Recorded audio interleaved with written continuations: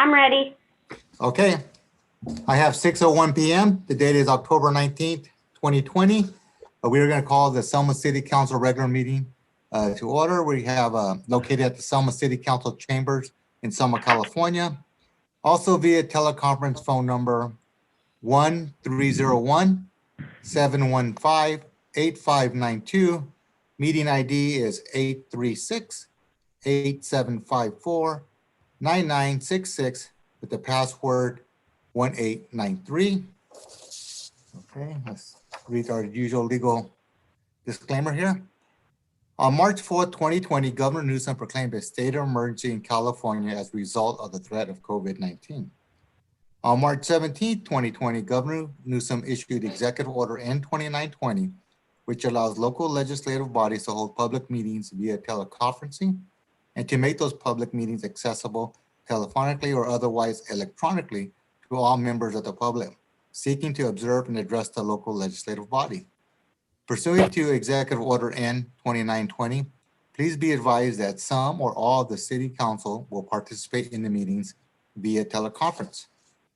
Public participation pursuant to Executive Order N-2920 and given the current health concerns, members of the public can access the meeting streamed live on our YouTube page. Members of the public may not attend the meeting in person.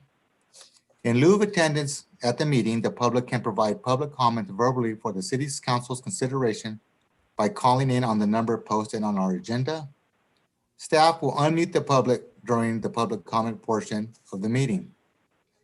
Alternatively, the public can send correspondence to the City Council regarding agenda items by emailing publiccomment@cityofselma.com by 5 p.m. of the day of the meeting with the subject line Selma City Council meeting correspondent, followed by the agenda item number, or City of Selma non-agenda item.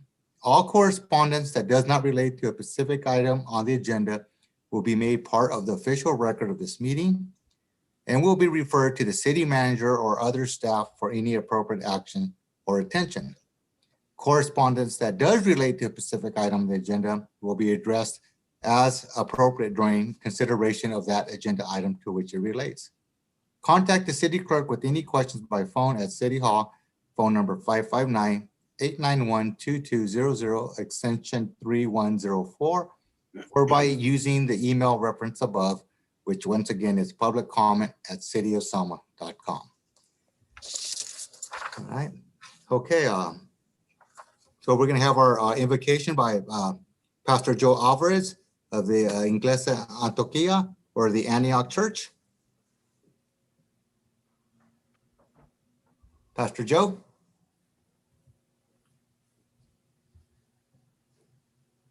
Yes, good evening. Thank you guys, everybody.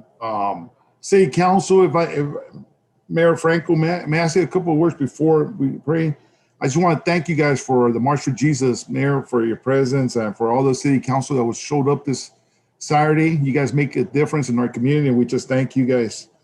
The Word of God says, therefore, since we are surrounded by so great a cloud of witness, you know, what we do in our community, everybody is seeing it, and we just thank the Lord for the opportunity to serve our community. Let's pray. Heavenly Father, in the name of Jesus Christ, we just come before you right now, and we just ask you, Heavenly Father, to take control of this meeting, Almighty God. We ask you to give us wisdom and to give us, Heavenly Father, your grace so we can continue to do your works. And God, we just put everything that goes forward in your hands so you can guide us. In the name of Jesus Christ, we ask, amen. Amen.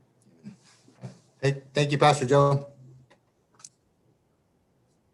Okay, Jim. Oh, sorry. Everybody stand, please.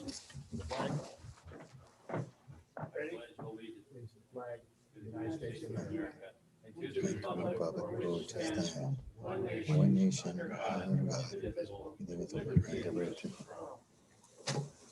Okay. Now, Mayor Pro Tem Guerra is going to lead us in a moment of silence. Yeah, I would like to take a moment of silence. We lost a beautiful friend this week to cancer, Maria Madrigal. She was very involved in our community. She ran the Selma Youth Cheer program for many years. and she is one of our parishioners at our St. Joseph Catholic Church, and we're truly going to miss her.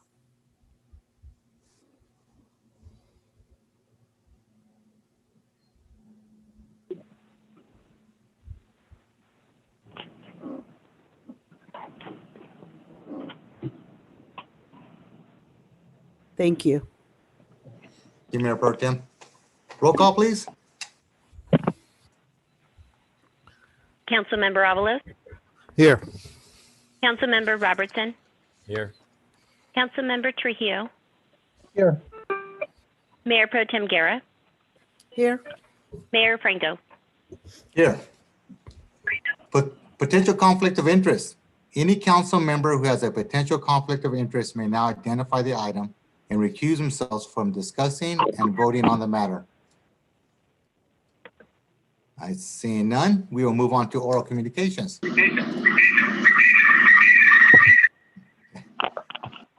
Okay, oral communications, notice to the public.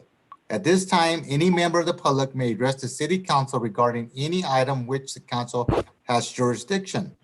No action or discussion will be taken on any item not on the agenda. Issue raised will be referred to the city manager for review.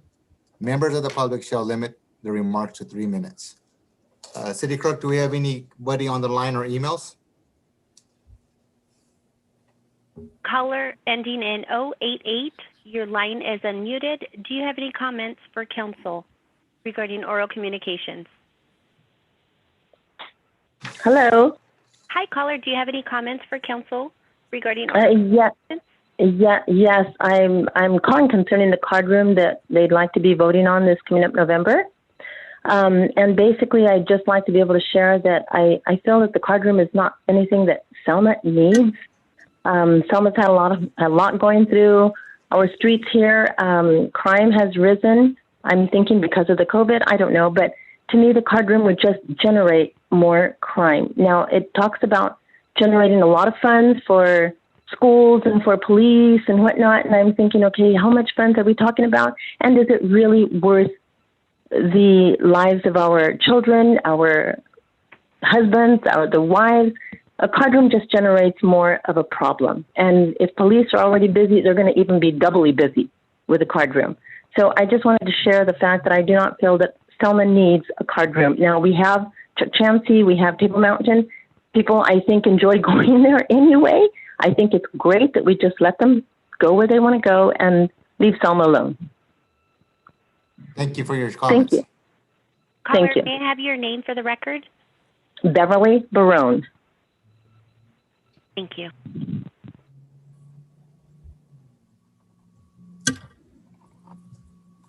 Hi, caller ending in 664. Your line is unmuted. Do you have any comments for council regarding oral communications?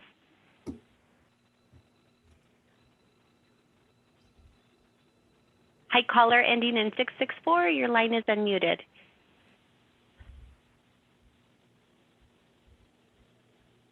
Seeing none, we'll move on.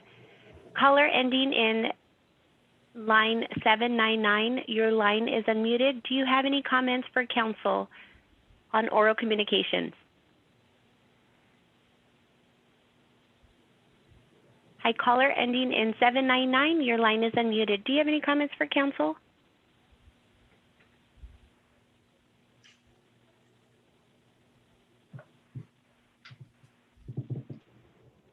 Hi, caller. Do you have any comments for council? This is for caller ending in 799.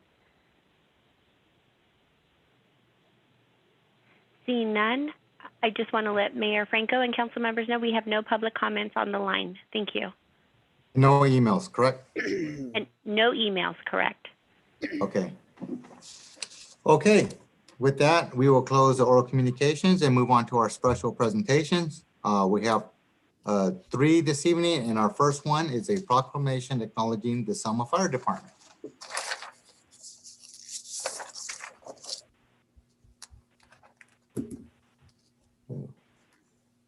Okay. Hi, this is Assembly Member Susan Eggman.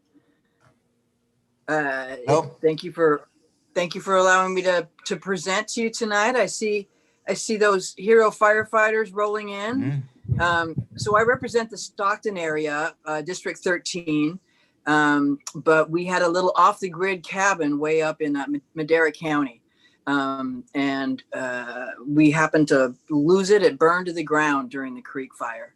So we were some of the first people who the Madera sheriffs took up in there to be able to see our place. And you know, I mean, I serve on natural resources and I serve on utilities, and I have been on the forefront of trying to address the wildfires from a policy issue.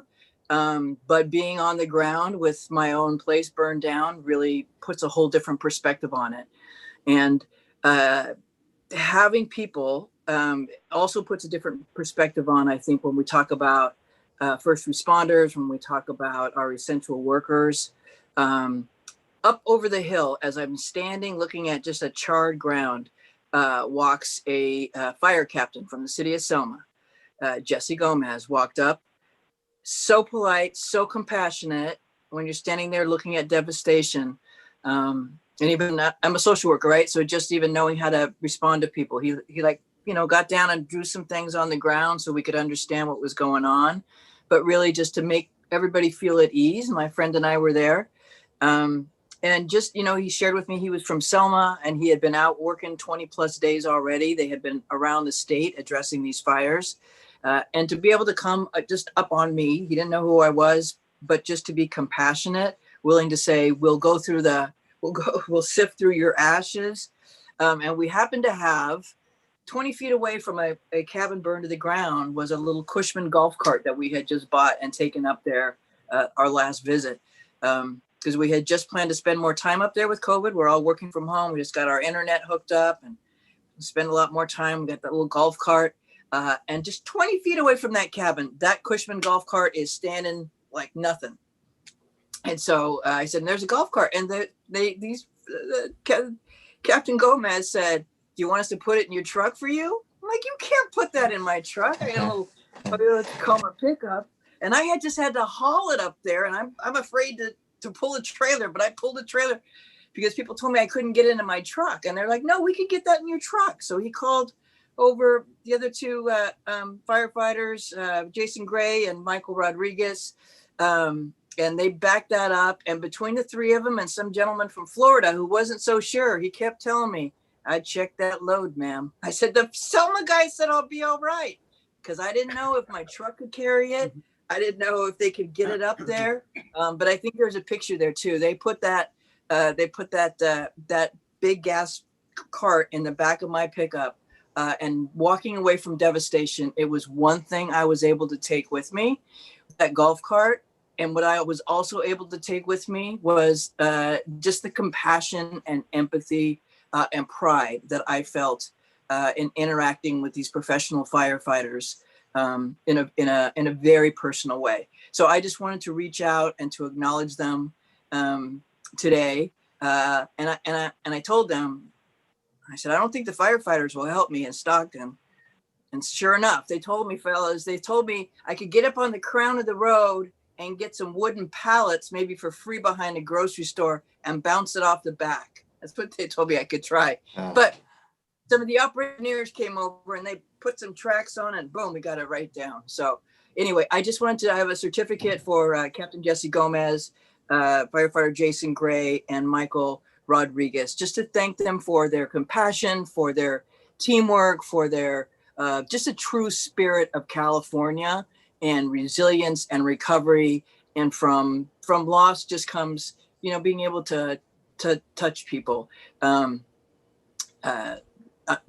I'm Catholic, and the Pope, I follow the Pope on Twitter, right? So the other day, the Pope on Twitter talked about the Good Samaritan, and that it's not about getting someplace in life. It's about the interactions, the human interactions we have all along the way that create life. So to you, gentlemen, I just want a huge thank you for your help. And that Florida engineer was wrong. That load held all the way. It took a cowboy from Paso Robles, a Marine, and a turkey farmer, but we got the job done. And my friend who was in the Army. So we got it all home, and it is unloaded, and it's in good shape. So thank you very much. I am forever grateful and humbled by your service. Thank you for sharing that story.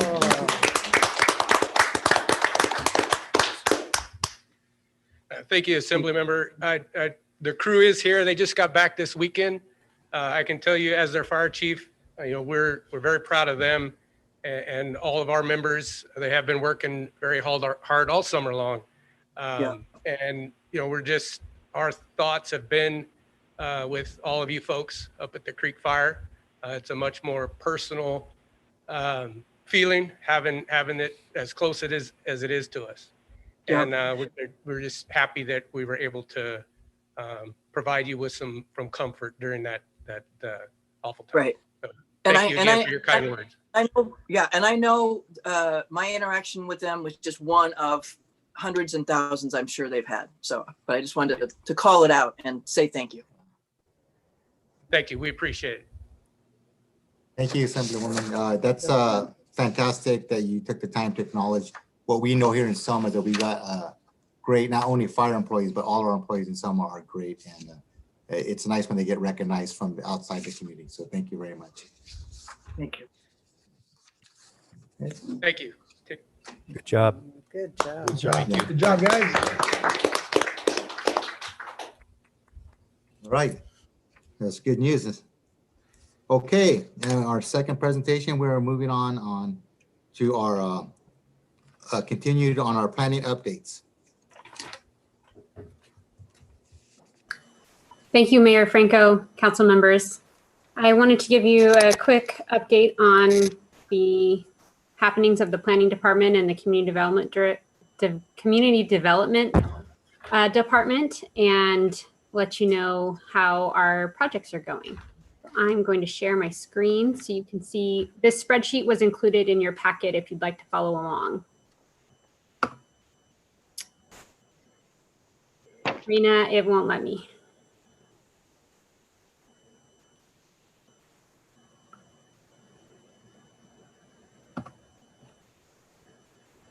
Okay. Hi, Kara. Do you want to try again? I will.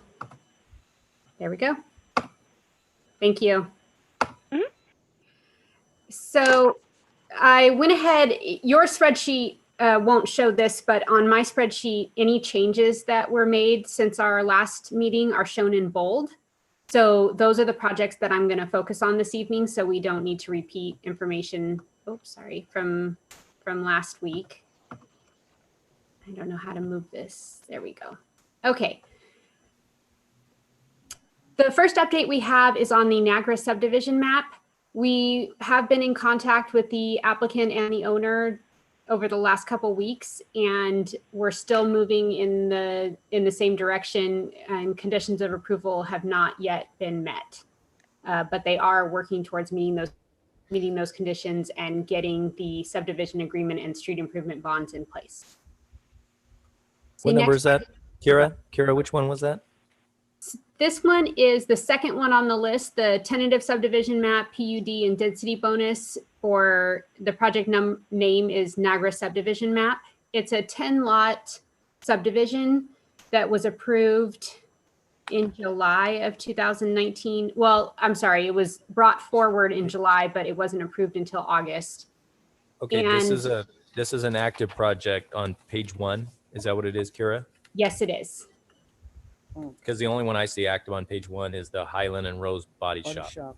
Oh, I'm sorry. Okay, so anything in blue is completed as far as planning is concerned, but I know that the council was interested in what happens after planning approvals are done. So even though the tentative subdivision map was approved in August, it hasn't been recorded. So the status is going to show what specifically planning has done.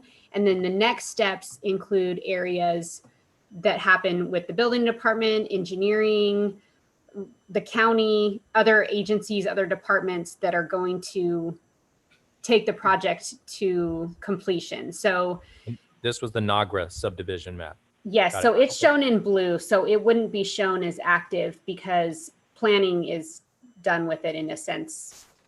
They're not waiting for any planning approvals at this point, but there are steps that so most of the time you'll see the steps they're going to take would be directly with building. So you'll see, for example, the next one, they turn in improvement plans and building plans, and then they, move forward. But in this case, in order to get a map recorded, there's a few more steps involved, and that's what this box is gonna talk about. So for instance, in this case, engineering is going to be the department that's going to help them get their final map approved. Planning will determine, we deem it in substantial conformance with the tentative map. So we do give our stamp of approval, but it's technically an engineering process. So this chart now with this next steps column encompasses the entire community development department and all steps involved. Okay. So the next steps is the one that will probably be the only one that changes on these, on the blue ones. On the blue ones, yes. Completed the planning process. Okay. I hope so. Otherwise, yes. Otherwise, I've moved things Backwards. Yeah, but in general, that's a correct statement. That should be accurate. Okay, so that's this box, if everyone can see my screen. So that is the last update I have, is that they're moving forward with engineering and are making progress. The next project is also shown in blue that I will update, and it is in the next steps category. This one, we just wanted to be more transparent, so we added a date that the improvement plans were returned to the client. So the client has had those improvement plans with their red lines, as we call them, or corrections, and they just need to make those revisions and then turn them back in. Their building permit is ready, but we can't issue that until their improvement plans, the corrections have been made. So that's why we don't have any update on the building plans, because the improvement plans come first. Kira, has he said anything when it's going to get corrected, or have you followed up with them? In this case, the city did apply for a grant to get assistance with the impact fees that were required. And because we were unsuccessful in obtaining that grant, the applicant is still determining whether this project can be profitable for them. It's a 20-unit multifamily development on a relatively small piece of land. I think, yeah, a 1 acre piece of land. So there's just a few hurdles that they need to overcome, in financial hurdles, I would call it, in order for this to pencil. And at this point, they haven't been able to make it pencil with the impact fees that are required.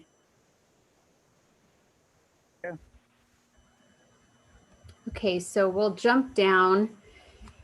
The Van Horn truck stop. Let's highlight this. We added some dates. The site improvement plans were received by the building department on 9/25. The fees were paid October 7th, and that's when review commences. So the engineering department reviewed those plans on October 15th. As far as the building permit plans go, those were also received 9/25, paid. They were reviewed, and comments and corrections were sent out on October 2nd. And at this point, we are awaiting the client to make those corrections. And then a building permit is actually paid for when it's issued. So those fees will be due when we're ready to issue that building permit.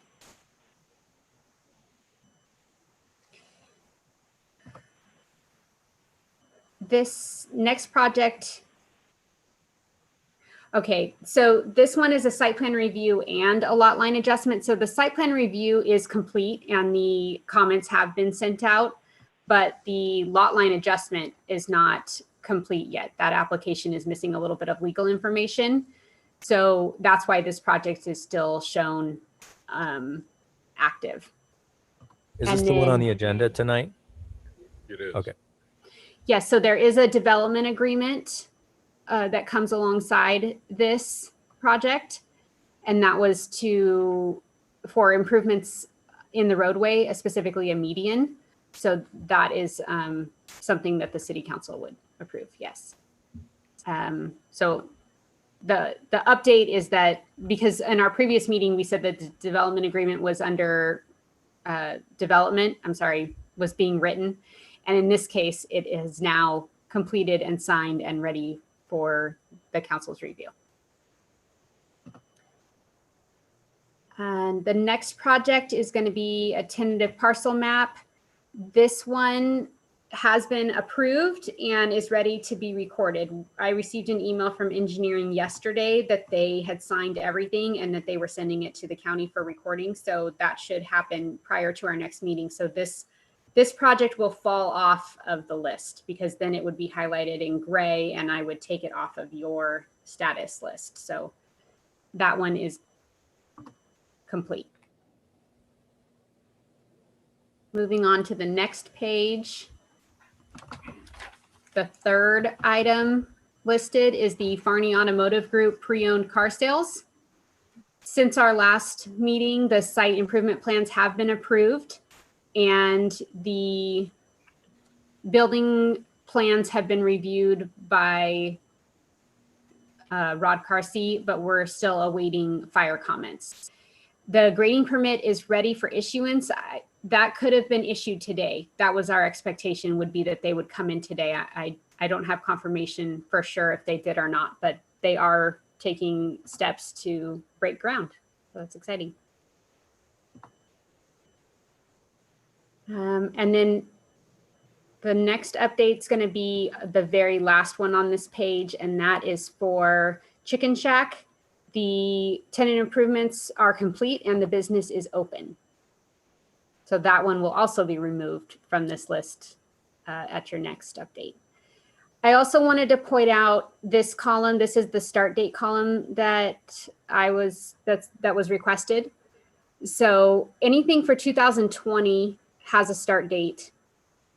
I was able to fill in a few previous dates, but those, let's see. Yeah, so for example, this lot line adjustment, a new exhibit came in June. So you can see that that one was approved in August. And then I will move on to our, yeah, there's no more updates on our current projects. So our ongoing larger developments, the first one that I'll update you on is Amberwood. So planning staff contacted the applicant on October 12th, and they responded today asking for their fees. So they are hoping to move forward. Well, they will be moving forward very soon. So they are actively cutting checks and getting ready to submit their application. So the application that we are expecting is going to be for annexation, pre-zone, tentative subdivision map, and planned unit development. We've determined that CEQA would be covered by the existing EIR that was done for the specific plan. So that one hopefully will be before you in a few months because the CEQA was already done. So that project should move rather quickly. The next update I have is on the Gill annexation. We as a department have received the completed traffic study that was on October 13th. We sent a letter to the applicant back in May, and there are still items that were outlined in that previous letter that need to be completed before the project can move forward. So we have been in communication with the applicant, and we did accept their traffic study, and we'll be routing that to Caltrans for comments. But there are a couple more things, such as an air impact assessment, biological and cultural studies, things of that nature that we need before we can complete the CEQA review of the proposed project. The next update I have is for the Vineyard Estates Phase 3. The final map will be recorded after improvements are complete or bonded for. So at this point, the applicant has come to an agreement with the engineering department on the requirements needed before the final map can be recorded. And we have no other updates on this spreadsheet. Are there any questions regarding the spreadsheet? Yeah, there was a question on what SPR stood for. Site plan review. Okay.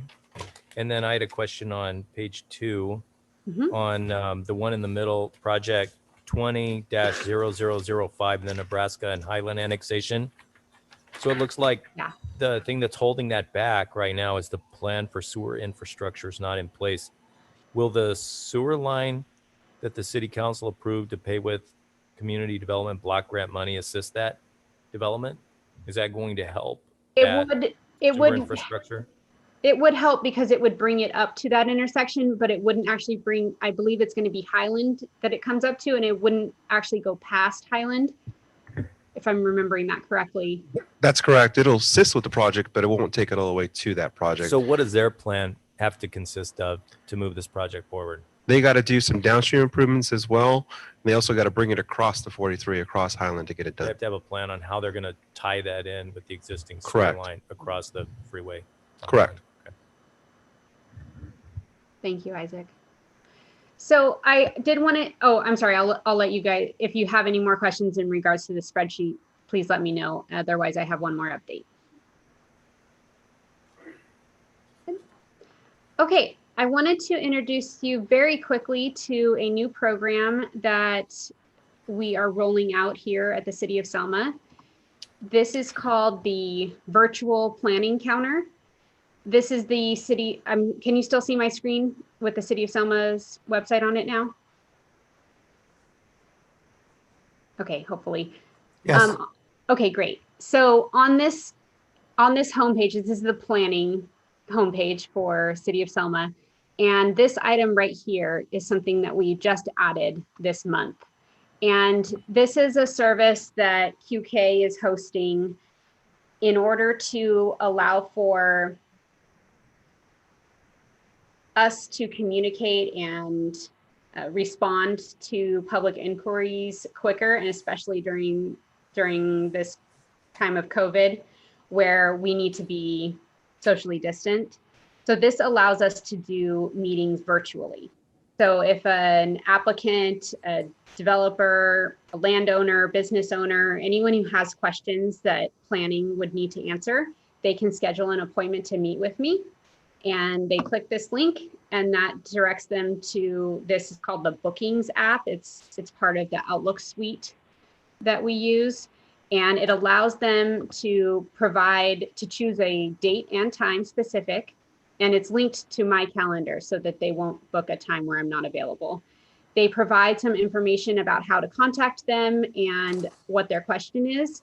And then the minimum lead time on this booking is 12 hours. So that gives me time, once I receive the booking calendar invitation, to do research on their project based on what questions and information that they've provided to me, so that when I do meet with them and speak with them, I have the answers that they're looking for.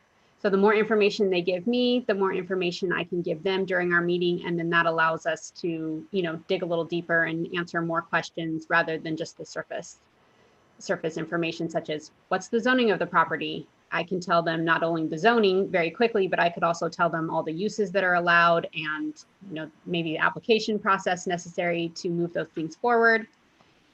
The appointment is done by video, but they can join by phone as well. So if they choose not to use video, it's just like Zoom or Microsoft Teams, where you can use video if you'd like to. But it's just a really great way to allow people to connect with us, especially because I'm only, in City Hall one day a week at this point, and it's still closed, it's still locked to the public. So this just makes us more accessible to the public. So I just want to let everyone know about this exciting new opportunity for us that we are implementing now. So if you have any questions, please let me know. Have you done this yet? Have you had a virtual appointment yet? Not with anyone, not with a member of the public. We've had multiple trial runs internally, but it took us a little bit of time to get this up on the website, and we haven't done a formal rollout of it. So this is our first introduction. And then Tracy in economic development is also planning to let people know on her contact list about this new service we're offering. And there will also be a pamphlet coming this Wednesday to the front desk. So if someone does happen to come into City Hall that needs to speak with planning, they can be handed, other Tracy can hand them a pamphlet letting them know about this service. Got it. Thank you. Of course, I'll still be responding to phone calls and emails. This is just an added bonus. Have you been doing this with other cities? Selma's the first. Good. Yeah. Good. It's a good project. Thank you. We're excited. Kira, among the other cities that QK works for, how's Selma's level of development projects in the pipeline right now? In comparison, if you would benchmark it with your other cities that you work with, is it right there, below, above, average? What does it look like? Directly comparing, I have the most experience with Lindsay because I'm also their city planner. So Selma is moving much quicker than Lindsay, but I would expect that given their size. I would have to ask my supervisor, Steve, about development in Lemoore, and I'd have to ask my other counterparts in Chowchilla and Delano to find out what their pace is like.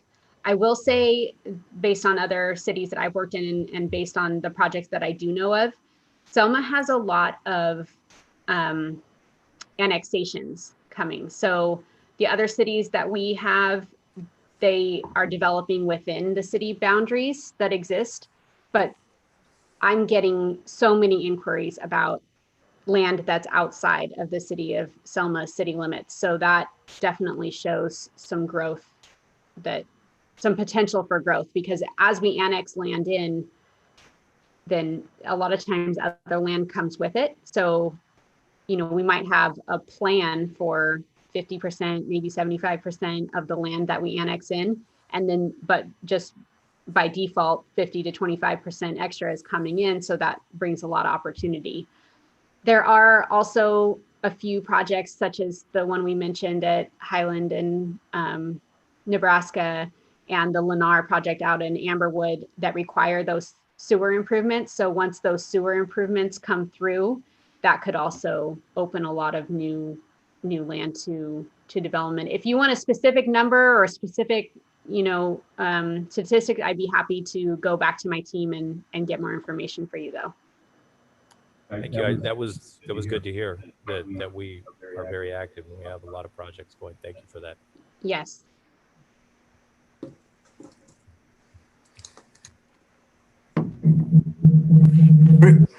That's all I have. Thank you. All right, Thank you. Teresa, is there any additional information staff would like to share? Planning projects, that covers it for now. If there's any further questions, we can always address them for council or the community outside of this. Okay, we have several chats that I want to address. We don't have the time to address right now, but could you contact the person putting those chats and address her questions for her?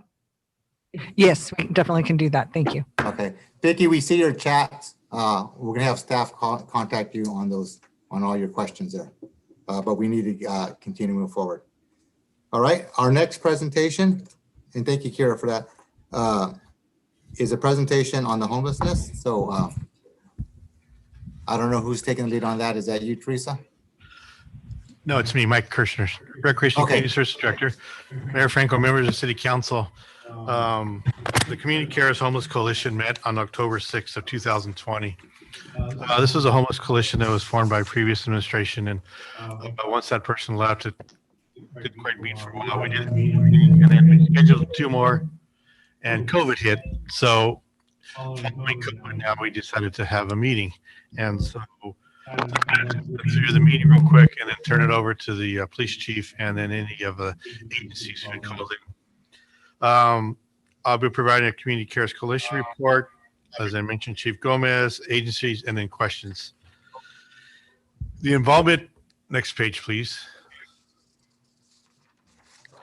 The involvement from this past meeting is the City of Selma administration, police, fire, parks, and recreation, Selma Cares, Kingsview, which is basically the overhead of the map, Selma Calm, United Health Centers, Adventist Health, Fresno County, Five Stones, Selma Unified School District, and Chamber of Commerce. And as we continue to meet, we'll see if we can get any other organizations or individuals willing to assist and be part of the group.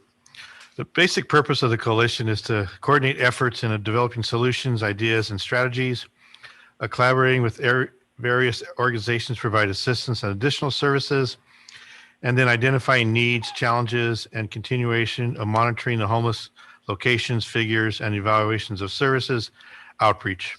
So our goal is to try to work together so we're all on the same page and we kind of know what each group and what's happening within our city. Our next meeting will be December 1st, 2020.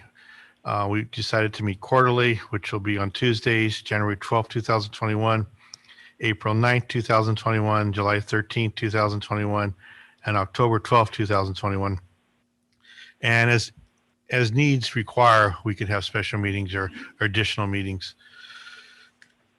Our first meeting was just an introduction and discussion from each organization and citywide efforts. Our main purpose for December 20th was continued discussion regarding the Super 8 Motel as the current grant expires on January 21st. And I do know that will be updated tonight on the progress of a continuation. Selma Com, I know Delfina Vasquez will be making a quick presentation. And then for the city to be aware and updated on all the status of this program. We also discussed outreach efforts to make sure all organizations are aware of the coalition and are invited to all future meetings. And again, we talked about doing the quarterly meetings and schedule as needed. So with that, I will turn it over to Police Chief Gomez, who will kind of update on all our city efforts. Hi, everybody. So I want to thank Mike for the meeting. There, believe it or not, been here 8 months, and there's a lot of things I still don't know because of COVID. It shut down, so I didn't know this group ever met before. And then Mike had brought it up at one of our staff meetings, and it's an excellent meeting. Good collaboration. I learned some things I didn't know about. I met some people involved with the homeless that I wasn't aware of. So it's going to be a good thing in the future moving forward. So, and I just took some notes, and this slide is some notes I took from the meeting. Some things we've talked about before. It came up in the meeting. We have a controlled homeless problem in Selma, which I do agree with. Like I've said before, you always have to work on it. You could never stop. It's always going to come up again. You know, if I had the answer how to end, you know, I'd be a multi-billionaire, but you just have to keep on it all the time on the issue and work together. And that's what we're moving forward with now. Our approach is a temporary solution. Breaking down the encampments, the big encampments, which I talked about last time in my presentation, Rockwell Pond, then they moved to Highland and 43, the Raven property. These are the big encampments. And of course, the Triangle at Floral and 99.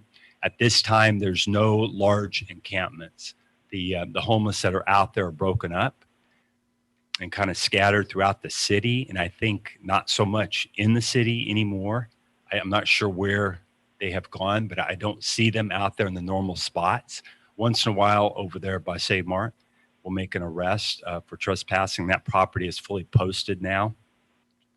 So understand, this came up in the meeting, that there are different types of homeless at Super 8 versus the street now, type 1, for those that want assistance. And those are going to be a lot of them in Super 8, which seems to be filled up. I'm sure Delfina will talk about that more. And those that want to enter shelters and the housing programs that want to abide by the rules. And there are quite a few rules, I know, at Super 8. Type 2, those that don't want assistance to become clean and sober. They're involved in crime and drugs often. We arrest them often. Daily, we're making some arrests, and often it's the same people over and over again. They're the ones that are going to be involved in the encampments in the city and in the sphere of influence of the city, and going to be involved with law enforcement getting arrested and cited for criminal activity. And fortunately in Selma, there's not a lot, but there are some, and we're continuing to work on addressing them. And type 3, for those with disabilities that can't stay home during the day, needed adult care, And there are some out there like that too. Super 8 contract ends in January. I'll let Delphina talk about that more. Maybe extended 3 months as county tries to transition residents and numerous entities providing meals for the homeless. So, and there's been the discussion, we've talked about it here, and I'll be honest with you, I don't know if this is the case, but because so many meals are provided in Selma, are people from the outside coming to Selma to take advantage of that? Are homeless not from Selma coming to the city? I don't have the answer for that. I've heard actually council members bring that up and others in the community. I don't know if it's true. I really don't. And then lastly, public safety and zero tolerance policy. That's what's pretty much happening now. If people are continually violating the law, trespassing, they won't leave these properties. They're going to be arrested. They're going to be booked at county. And it seems to be working here in Selma.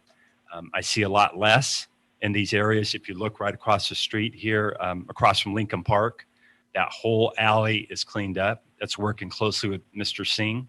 His people did that. I don't know if you've been down that alley or you were down it a few weeks ago. There was couches there and trash and homeless were laying in there.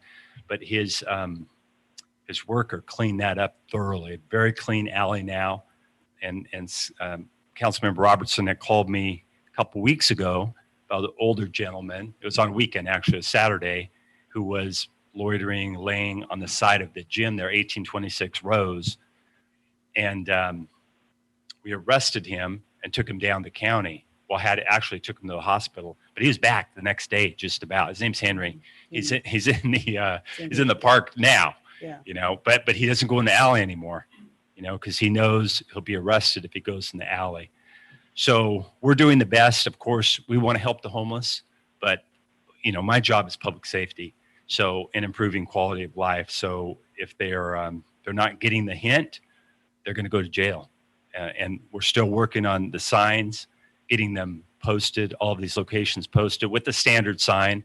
But interestingly, these business owners have put up their own signs, no trespassing, and we have letters from them. So we're good to go with making arrests, even if the property owner isn't on site. So we're starting to address these locations citywide, and it seems to be working. Any questions you may have, I'm open to them. Yeah, Chief. Yes. You know, I know you guys are on the streets and you can identify with who's got the drug addiction, the alcohol, the mental situation, and the true homeless person. Now, the question I'm going to ask is, okay, with the drug addiction group, is there anybody out there trying to help them? Not when I say help them, from the other outside agencies, talking to them, trying to assist them. I mean, because, what I'm trying to say, Chief, we're arresting them, but okay, question is, are we helping these people? Is someone out there trying to help them, guide them in the right direction? Talking to them, anybody out there, hey, that's been in this program, knows the situation, how they feel inside, has actually went up there and talked to these guys personally. I know we're on this COVID-19, but yeah, a lot of times I'm not aware of that happening a great deal, that anybody going around at the locations we're making these arrests. I know what comes to mind is city manager had talked to, I think it was MAPS, when we were addressing the triangle over there. They had gone into the triangle at one point, but when they came back later, when CHP was completely cleaning them out, a different element was there, more criminal element, gangsters were staying there.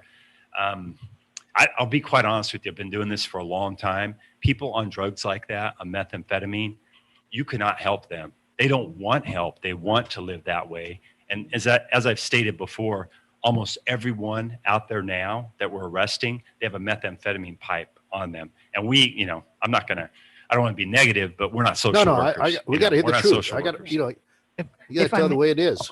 If I might jump in I there, understand.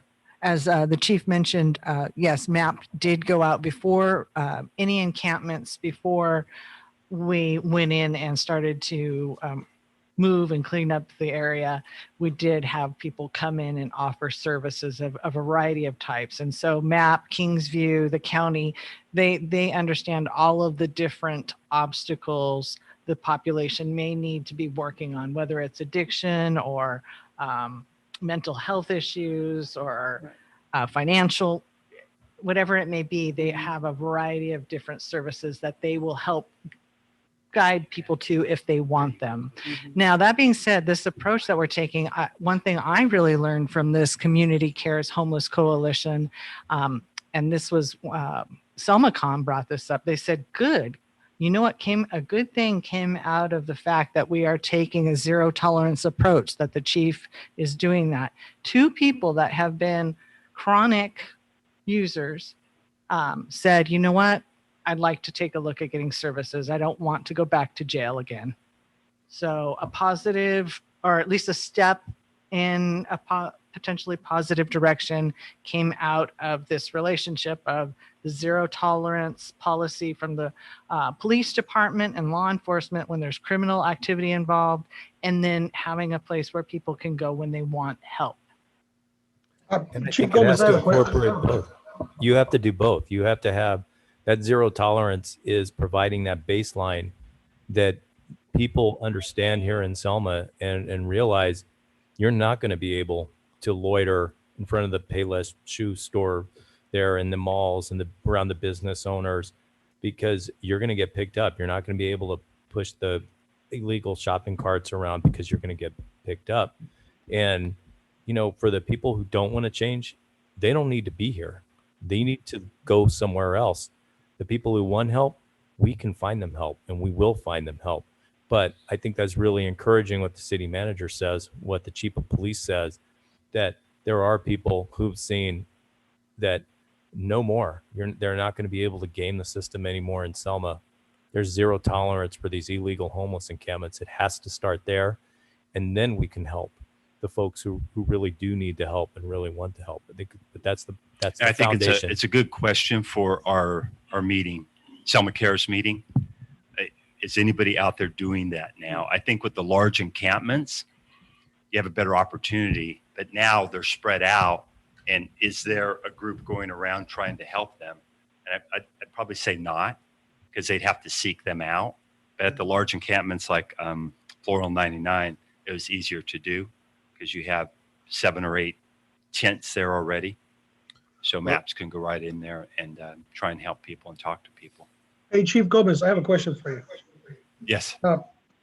First of all, congratulations. You're doing a great job, and that's good you got this organization, you guys met. One of the questions I have, and it's actually food for thought, because I actually noticed it. I just decided to start working on opening my restaurant.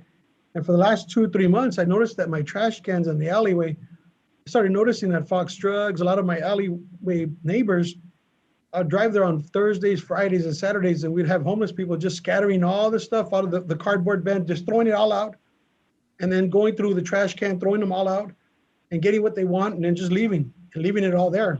And some of us would just go over there and help each other out, pick it up, because it's a lot of trash just thrown in the alley. So this last week, I decided I had an order in, and I had a lot of cardboard come, so we broke it down, put the cardboard in the box, make sure we could get a little more cardboard in that big white bin. But lo and behold, on Sunday, I drive up in the morning and I see, and there's about 4 guys there, and they're all taking the cardboard, and they're taking it out, they're leaving. And I'm looking at them and saying, what the heck? And they're going to the next bin, and they're getting their trash, and they're getting bags, and they're leaving. And I'm saying, well, so the question I have for you is, and I appreciate everything you're doing, because as a small business owner, and tackling all these homeless coming into our trash cans and using them as tools for them to sleep at night and things like that, I'm compassionate to that. But at the same time, as a business owner, and the same time as a resident of Selma, we want to beautify our city. What can we do as business owners to maybe lock down our trash bins so we can, or is there any policy that we can enforce to the homeless that's walking off with all the cardboard out of our trash can that ends up going down to somewhere else and becomes their little home?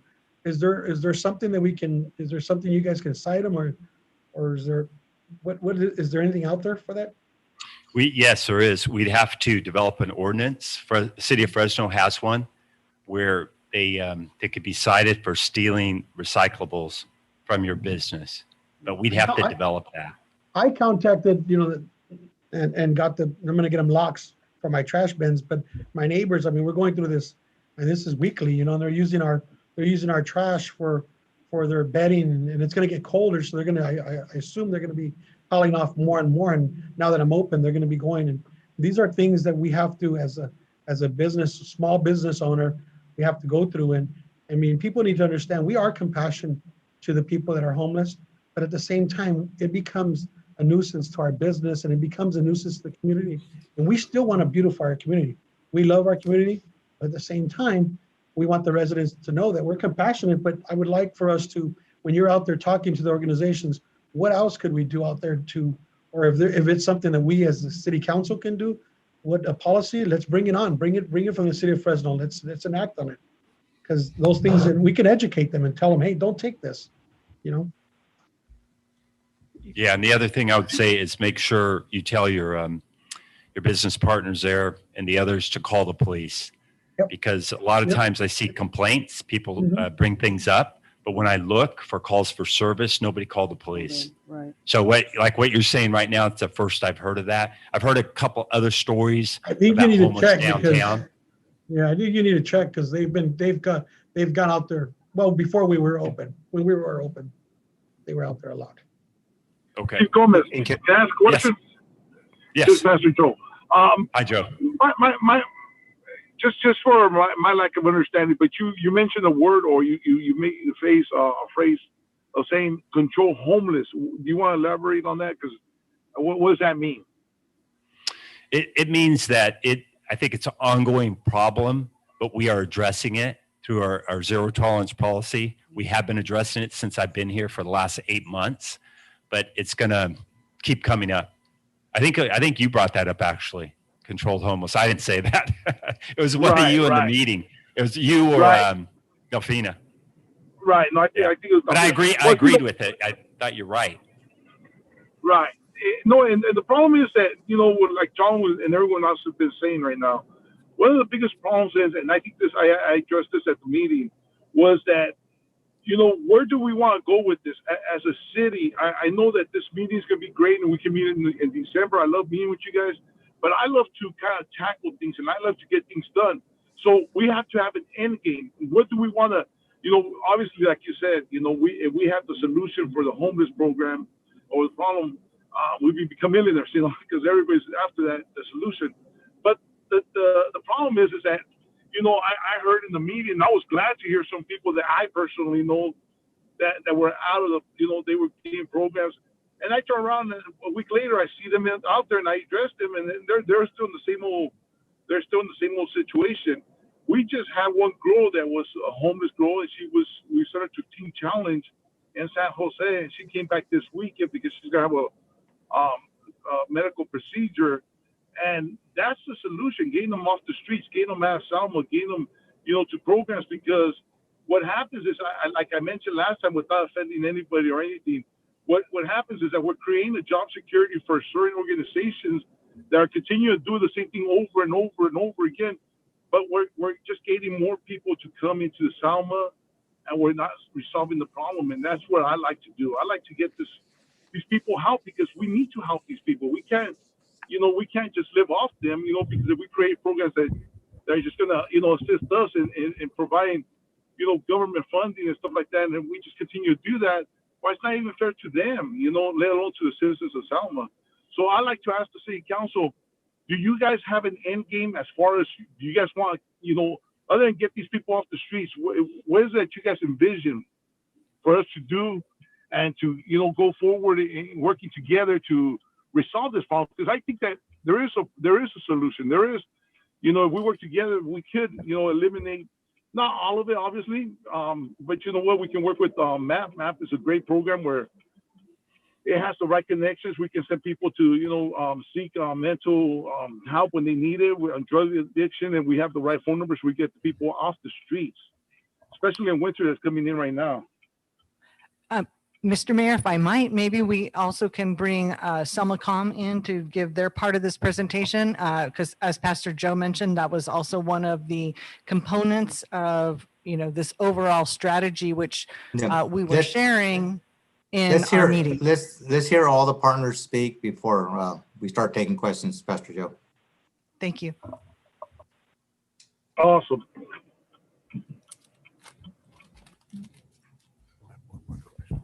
Okay, Delphina. We talked to any agency you call. We give them try to do a 5-minute presentation, but we are going to meet again. So Delphina does have a quick PowerPoint also. I know your microphone looks to be off, Delphina. There you go. Am I unmuted now? Yep, I can hear you now. Yes.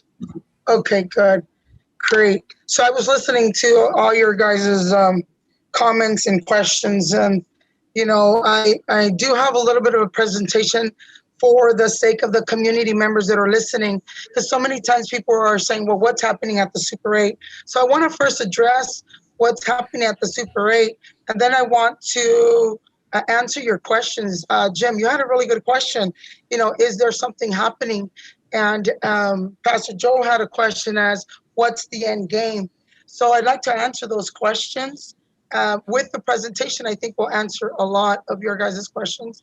And whatever questions we don't answer, we can absolutely do that. So I don't know if somebody has control of me able to get the PowerPoint up. I know I sent it in. Hi, Delphina. You're able to share now. Are you able to share your computer screen? Okay, let me see. Or did you want me to do that for you? You know what? If you could do that, that would be great.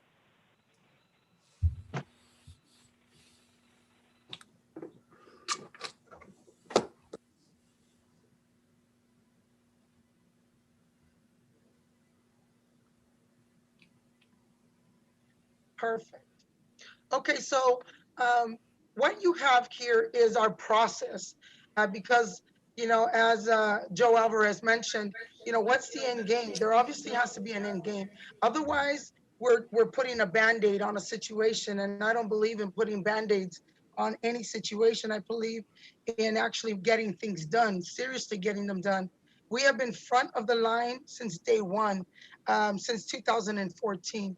So what we do at Selma is we begin with the outreach part of it, feeding the homeless.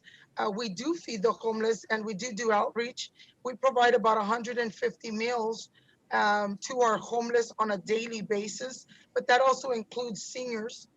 But from there, we're able to triage and track all of the homeless that we have in Selma, so we know where they're staying and what they're doing. We triage them to see, okay, are you a candidate that is, somebody that we could put into the Super 8? Once we put them into the Super 8, we begin a process with them. They receive 2 hot meals there at the Super 8, but we have also began life skills. Anger management is going to be starting here. Parenting classes will be starting. We have already started gospel, which I mean every Sunday we go out to the Super 8 at 6 o'clock and we give them the word, and we have VBS, Vacation Bible School, for every single child out there. We give them something to take their mind off of their current situation. And we have also locked arms with America Works, and America Works comes out every single week, and they provide opportunities, training, and classes. During the time they're at the Super 8, we create an email for them. We get them linked up to Medi-Cal, apply for their CalWorks, and their food stamps. We get them on ID, Social Security, if that's in fact something that they qualify for. But here's a really important thing that we also do, and their birth certificates, is we now have a person that is full-time focused on their medical needs. Because Jim, that's half the battle right there. You asked the question of who's taking care of their addiction. Well, half the battle is addressing the medical need of each person, because a lot of them have started self-medicating for lack of Medi-Cal, which we cover that link, we cover that barrier. So we help them get Medi-Cal. Then we personally make sure that they get in to see the doctor. We work very closely with Adventist Health Hospital, and we have a primary care doctor that is focused on our Super 8 clients. And so when we call, they get in. If we need a COVID test, they get tested. If we need a full physical, we get it done, and they get it done for us immediately. From there, the doctor decides this person, and I'll let you know right now, all of them need mental health referrals for the most part. Um, they get a mental health referral, and then we make sure that their transportation is arranged. And I say this with surety because we have one person within our team that's 100% dedicated to making sure that these people are keeping their appointments, that they need surgery. We make sure they get their surgeries. We make sure they get their mental health, which means they get their medical problems under control. And a lot of those problems are medication for schizophrenia, bipolar, depression, anxiety. All these things happen and cause people to do drugs. So those things are things we're addressing during the time at the Super 8. We are also addressing the fact that we know that the funds are going to be gone eventually for COVID, but we're taking advantage of this perfect storm that we have been given. And by doing that, what I mean is we are linking them to other resources. MAP, actually, MAP is a linkage. And who do they call when they need actual funding or housing? They call Selma. They link people to help. We're the ones they call for the help. So, if they need food, we have it. If they need clothing, we have it. They need a care package, we have it. They need to pay somebody's bus ticket, we have it. We're the people that they call to provide the help for those that go into MAP. If they're gonna be homeless, they call us as well. So we provide that service to MAP, and we work really well together, and we have some awesome people there at MAP. So we're able to work together, but we're the person they call for that. The other thing is, I want to talk about what's happening, at the Super 8 right now. Well, we've now put in full-time security guards because we were having when we first got this funding, it was a first-time thing. Nobody knew it was something we were feeling our way around. How do we do that? Excuse me. How do we do this?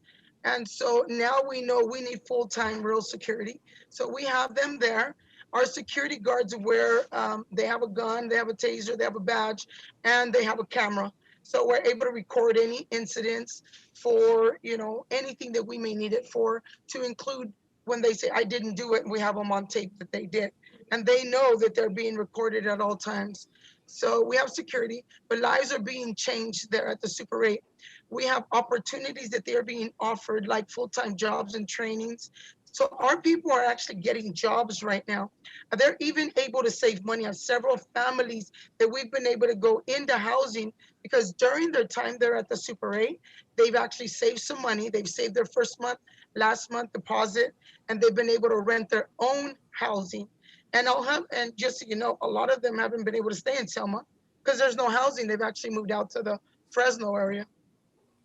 We've actually reduced crime because of our rules and regulations that we have had since we have been in place. Our rules are you must come home, be in by 10, and that prevents a lot of crimes to take place because that's usually when crime takes place is after 10. Every Sunday we have services for them, and we're focusing also on the kids. We're doing VBS every single Sunday. We have a barbecue for them. Following the COVID guidelines, we hand out face masks every week. So, we're focusing on it. Next, Reina. So these are just some of the rules that we have at Super 8 before you can go in. And I'm not going to go over all of them. I'm just going to give you the basics because we're teaching them life skills at the same time with these rules. So they have to share a room. They need to learn to share. They have to keep their room clean. And I'm not going to lie, that's a process, but we get them there because they have to keep their room clean. Next. Reina, next, please.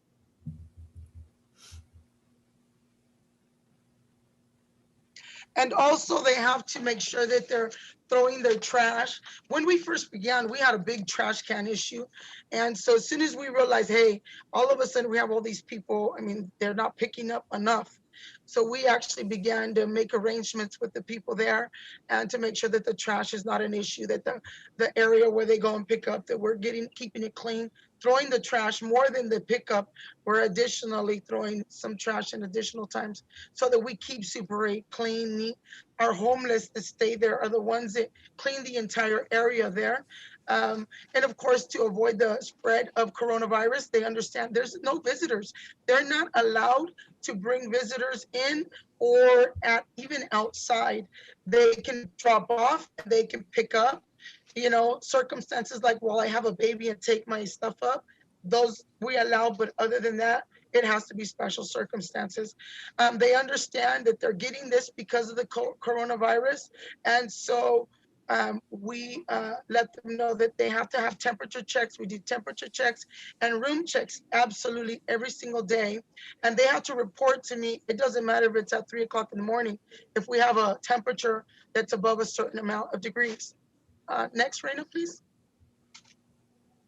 So they call me immediately. I take all calls. My phone doesn't go off because I want to make sure that if there's an issue or a problem, that I'm on it. I don't want anything to fall through the cracks that we can avoid.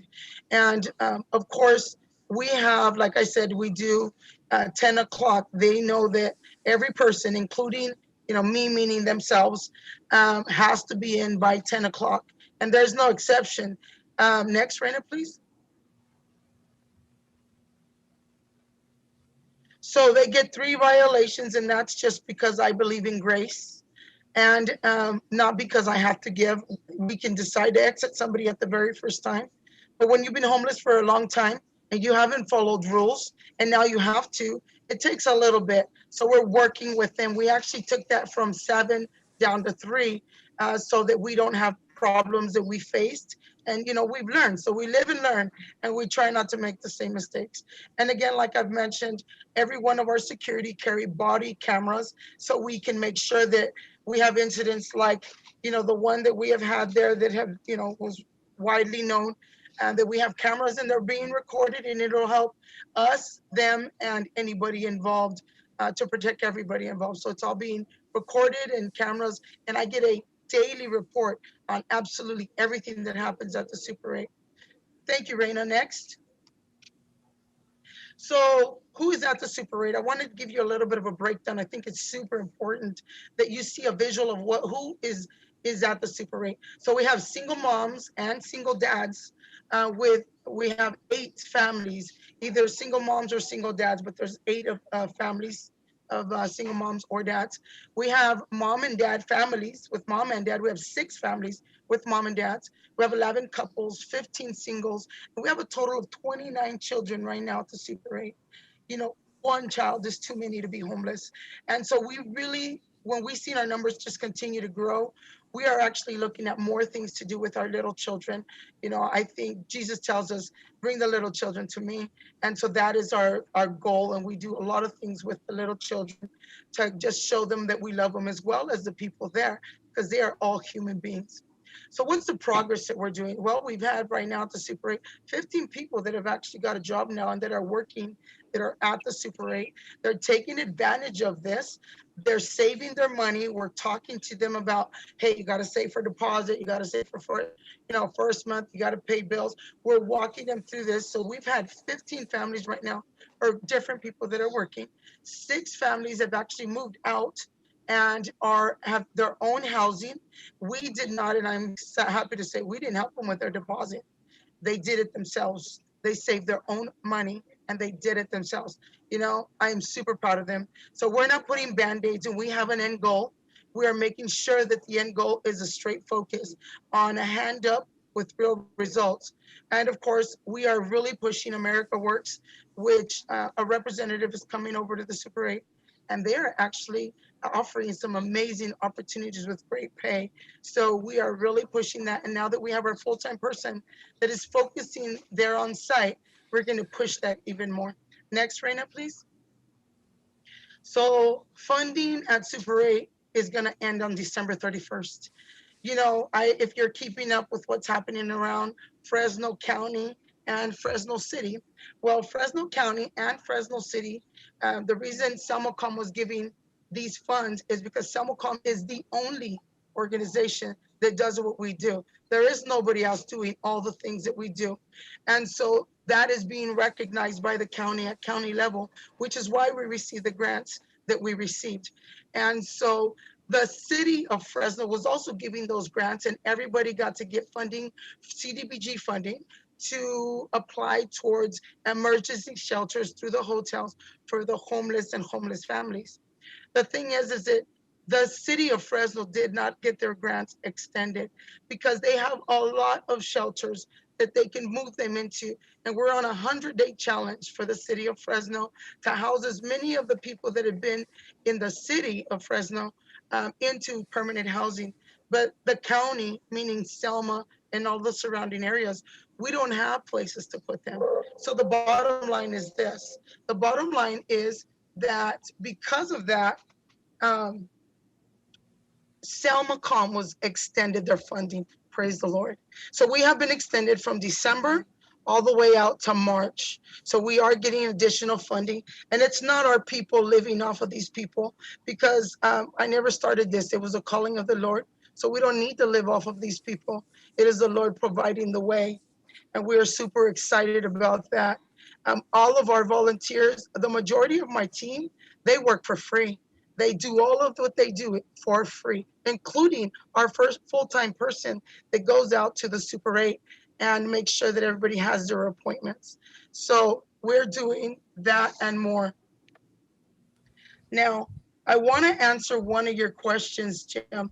You asked a question of what is happening about the people that are addicted to drugs? Well, I want to answer that.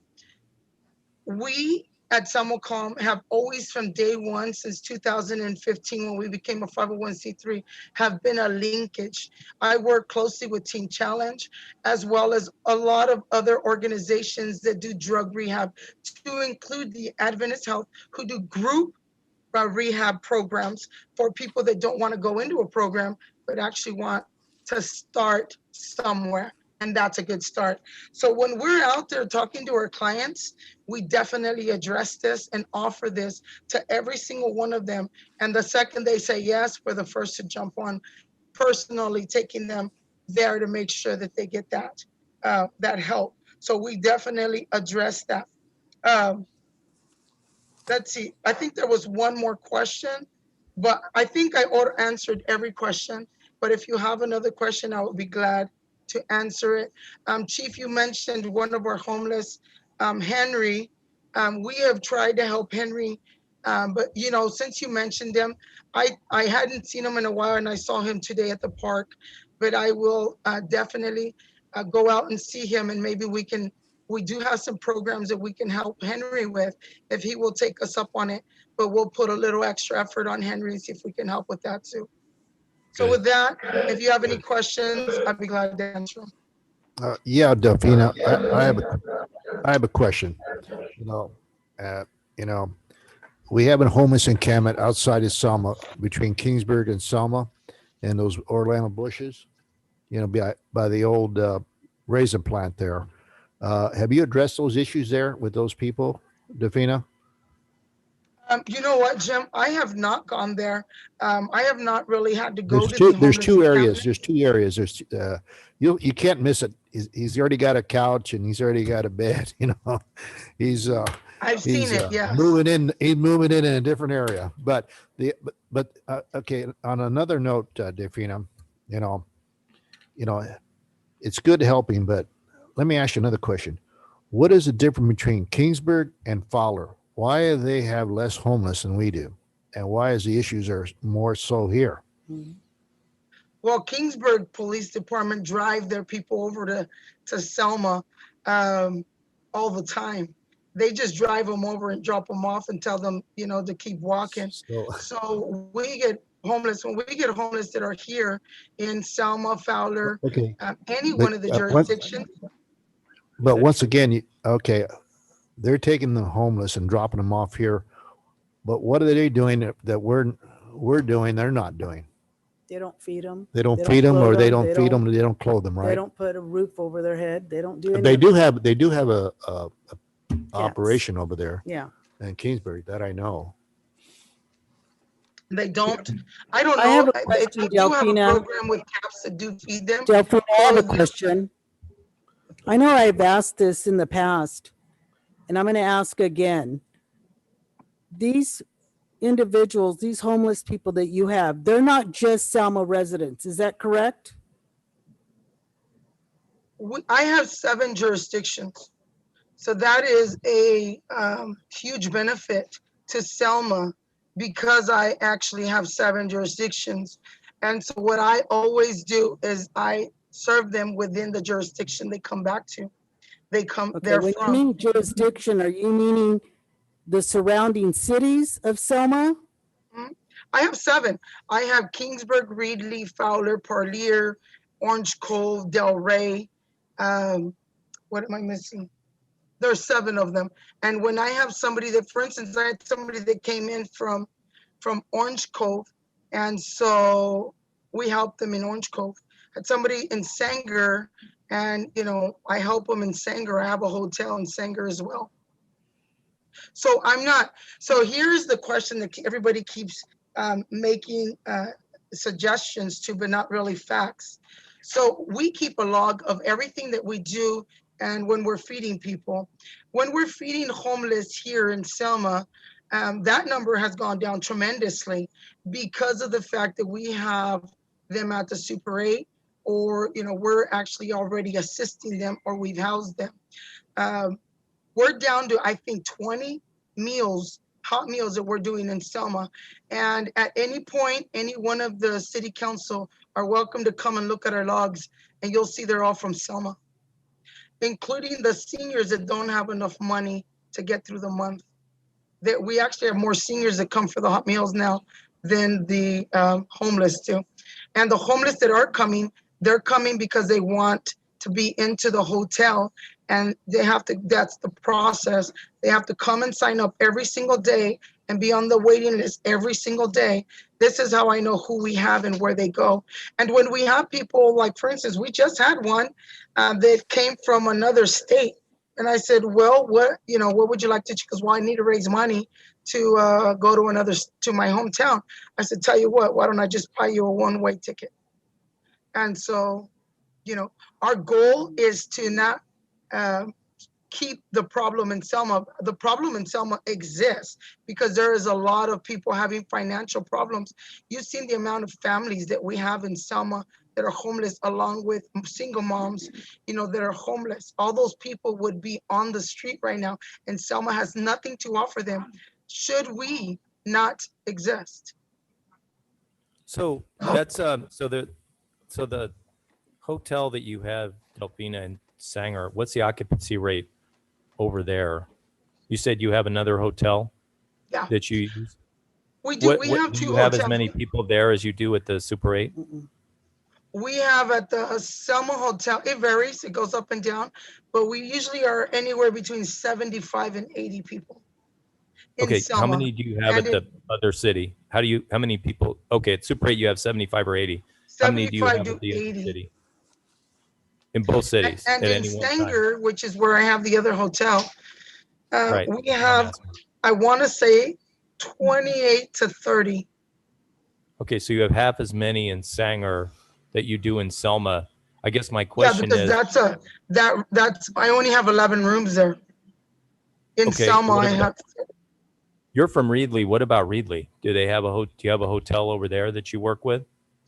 I would love to have a hotel there, but I have not been able to get the funding or a hotel that would be willing to do the program. The DSS is was willing when COVID was going to open up a hotel in Reedley. And I think you are a huge part of the solution, Delphina. You have a huge heart for the homeless, and I thank you for that. At the same time, you're not the final. You're not the permanent. You're not the end solution here, which you've said yourself. I think at the end of the 3 months extension that you've gotten, I think we need to be moving towards a more permanent solution. And doesn't it make sense that every city step up and take care of their homeless rather than having these concentrations of homeless in specific cities like Selma, like Sanger? I mean, we have, it seems like we have a lot of people at the Super 8 who are not originally from Selma. And we were, I think, under the impression that we were going to help people, our Selma homeless, which we really want to do. And it's a great thing that they're at the Super 8. But when you get people from other cities and other counties, for instance, the two parents that were torturing their kid from Kings County at the Super 8, then I think it causes a lot of people to say, why us? You know, why did Selma get picked for this? Who chose Selma? Did Selma have any role in saying we want to put, 78 homeless at the Super 8 as opposed to 28 to 30 at Sanger? Or was this a county contract and you decided you were going to come to Selma and go to the Super 8? Just help me think through that process. How does that happen that you decide where you're going to place the homeless, and who qualifies? Do you even ask where they're from when they go in? Well, I'm going to answer. I think I've answered that question, but I'm going to answer it again. So let's address first the couple that was torturing their child, that was from the Selma Super 8. That family was in the Walmart in Selma for over 3 months in their car when we came across them and helped them because they had a child. And who decided? I really believe that was God, because God knew that we would act and we would make sure that that child was safe the second we knew that that child was in danger. So who decided that? I believe that was a God thing, because that child would have died otherwise. So how, as far as the other things, we ask the question every single time, Scott, as to where do you live? And I'll say it again. We send them to the town that they live in unless there's a circumstance. We are not going to turn our back on children. Would you, Scott, turn your back on a child or a single mom that has no place to go? Would you turn your back on a child and say, sorry, Selma doesn't help other people. We just help our people.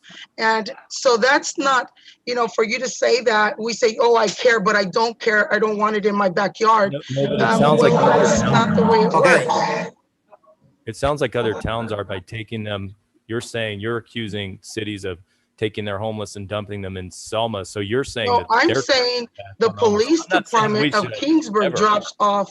The police department of Kingsburg drops off their people. How do I know that? Well, because the homeless tell me that they're in Kingsburg. So we're not trying to bring them here. And if Selma wasn't here, if Selma wasn't here, the people that are at the Super 8 are Selma residents. They are people from Selma. Yes, John.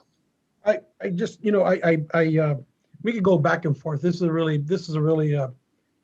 really important issue for our community. But at the same time, Delphine, I commend you for the hard work you're doing. I also understand what Councilmember Robertson's bringing up.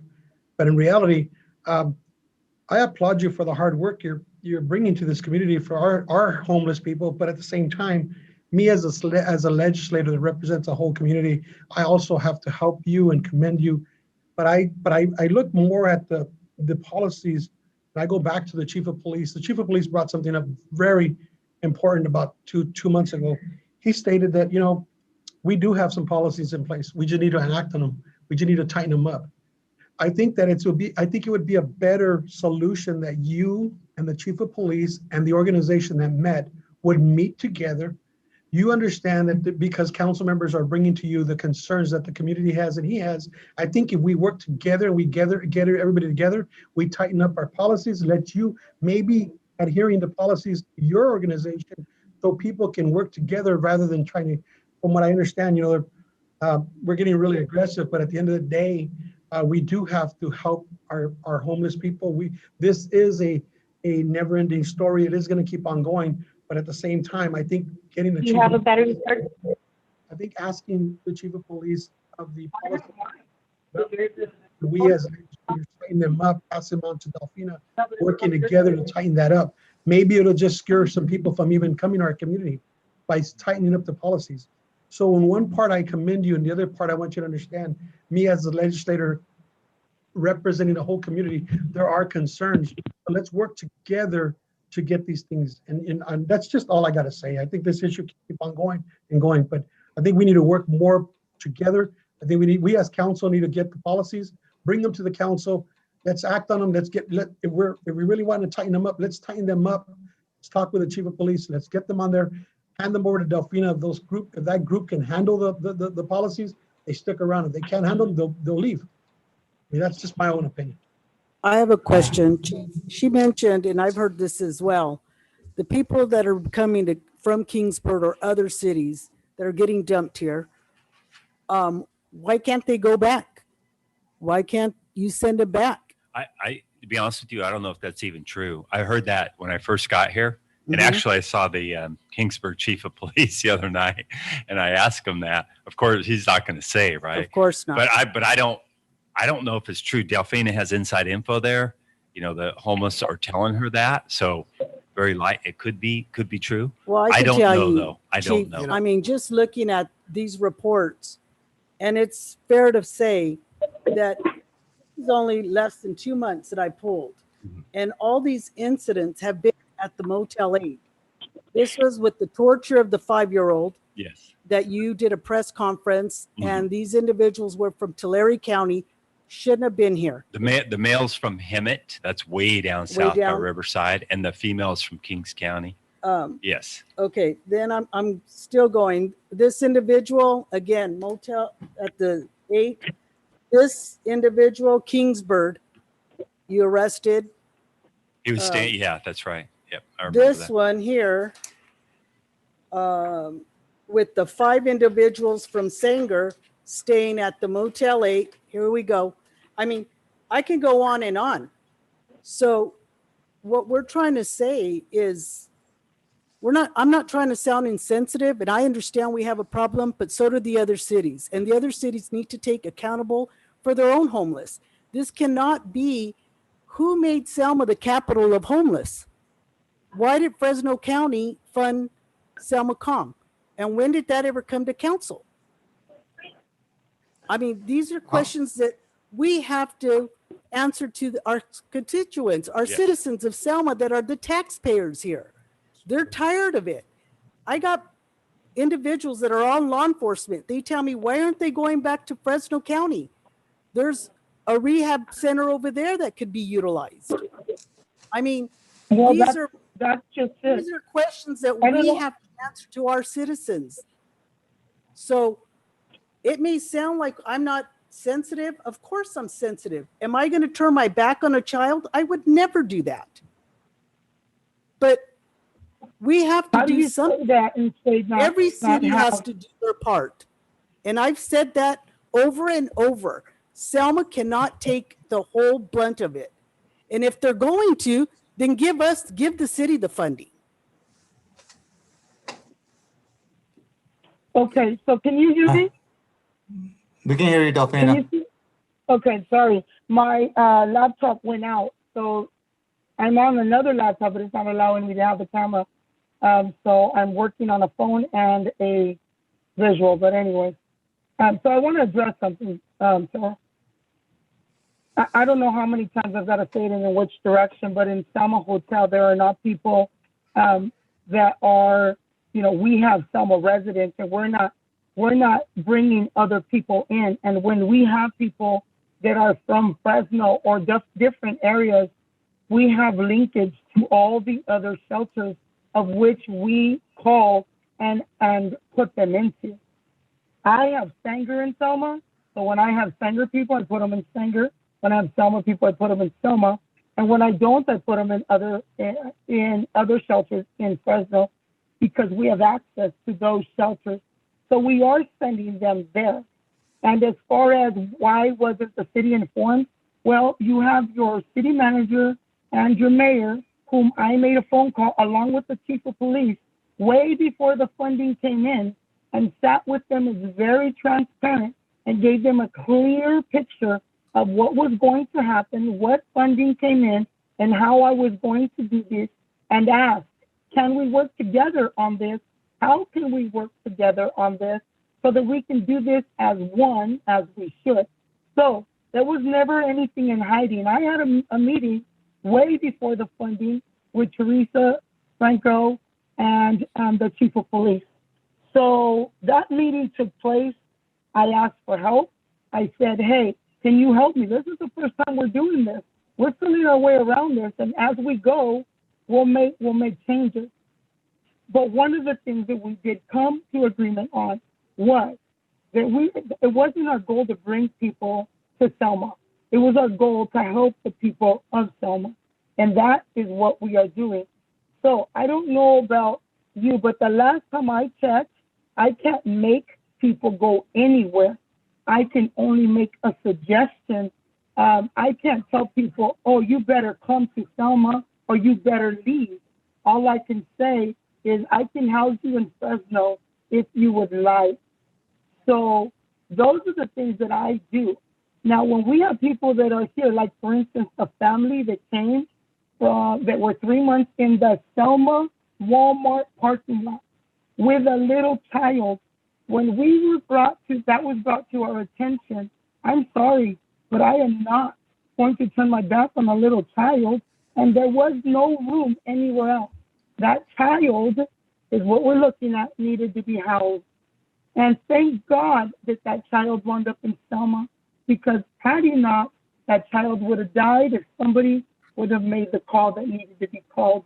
And as far as the 5 that you're saying that happened at the Super 8, those were 5 that drove into the Super 8, had nothing, they were not residents of the Super 8. They drove in to the Super 8, and then they were stopped there because our security saw something was not right. That van or whatever it was, vehicle did not belong there. So they made the right call again. And because of it, the officers were able to arrest gang members and guns. So we're not against you. We're on your side trying to make every call to do the right move. And yet what's happening is you're turning around and trying to use it against us, when in fact what we did was what we were supposed to do. Now I hear you say, well, all the calls that are coming from Selma, well, I would say that you should be saying thank you, because now it's a controlled place. Yeah, the police are not driving all over the place. The calls, if we get them from Selma, we find a problem, we make a call to resolve the problem, and then once we resolve it, we remove a lot of people that were problems. They didn't want help. They just wanted a free ride. They're no longer have to separate. But in order to weed through people that are problems, you got to put them in at times. And those were Selma residents.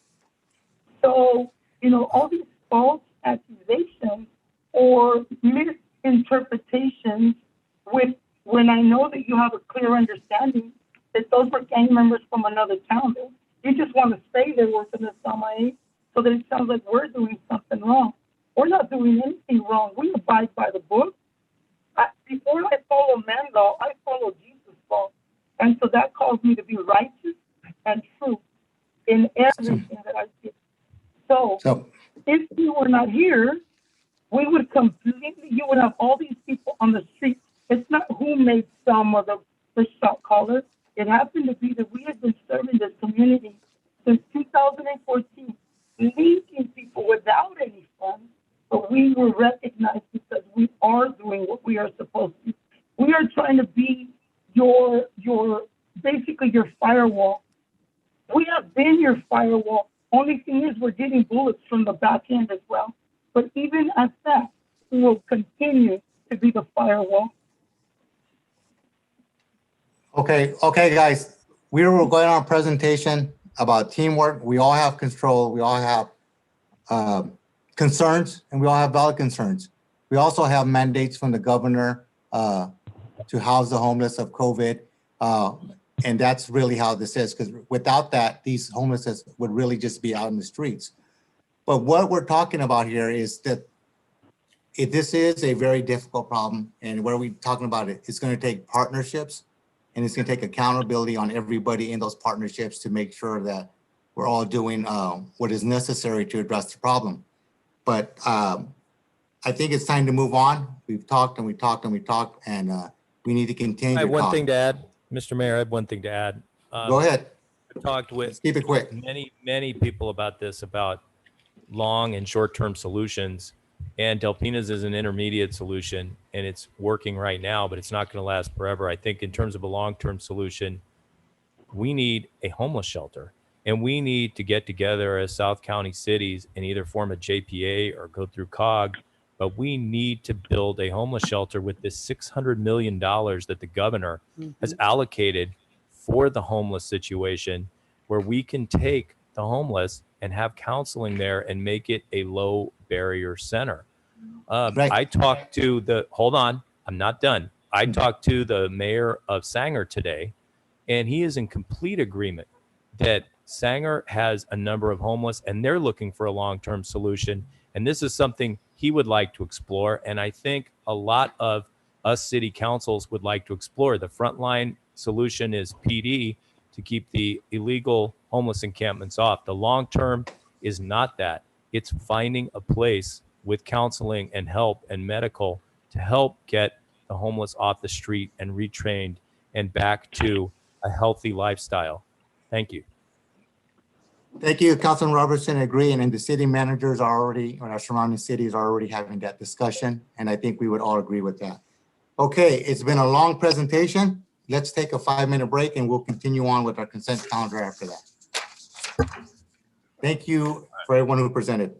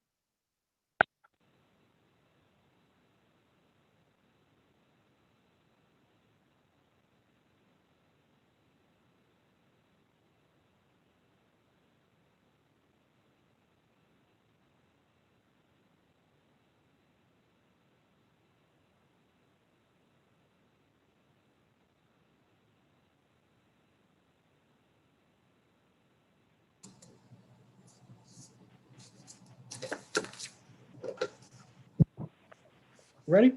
Yeah, are we ready? Okay.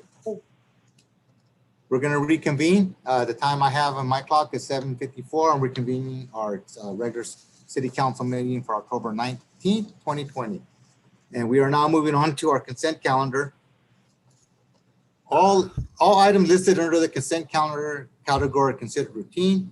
The complete consent calendar will be enacted by one motion by roll call vote. For a purpose of discussion, any council member may have any item removed from the consent calendar and made part of the regular agenda. The council then can approve the remainder of the consent calendar. Would anybody like any item removed from the consent calendar? I'll be brief. Item C. C? I make a motion to approve A through B. Second that. All right, roll call, please. Councilmember Trujillo. Aye. Councilmember Robertson. Yes. Councilmember Avalos. Yes. Mayor Pro Tem Guerra. Yes. Mayor Franco. Yes. All right, Scott, item C.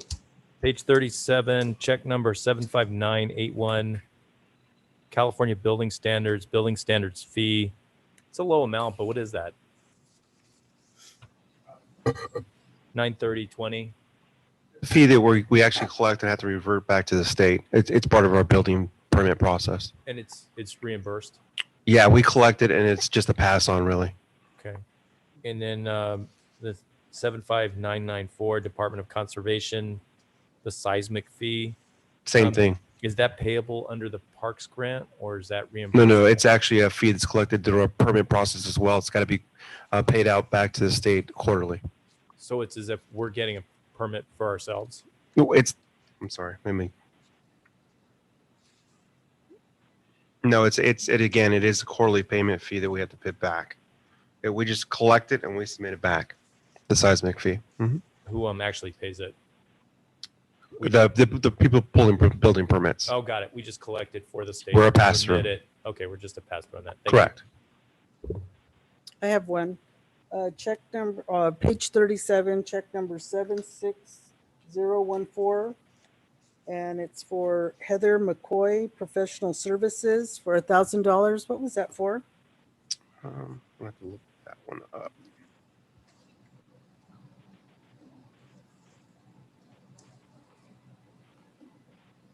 Sorry, give me one moment.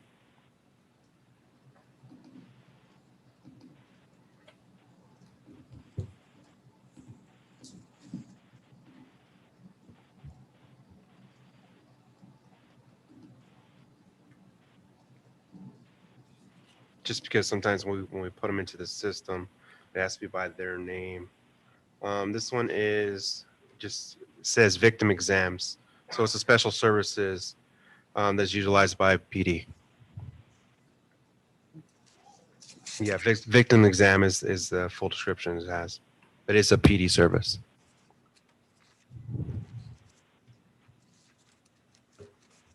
Hey, Isaac, I got a question if you guys, real quick, just because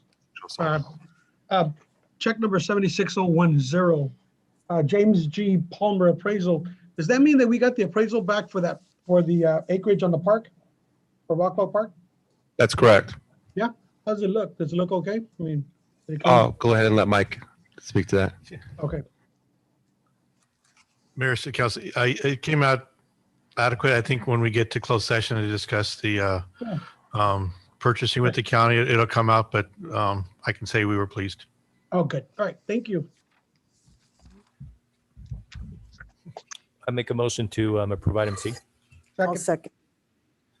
Roll call, please. Councilmember Robertson. Yes.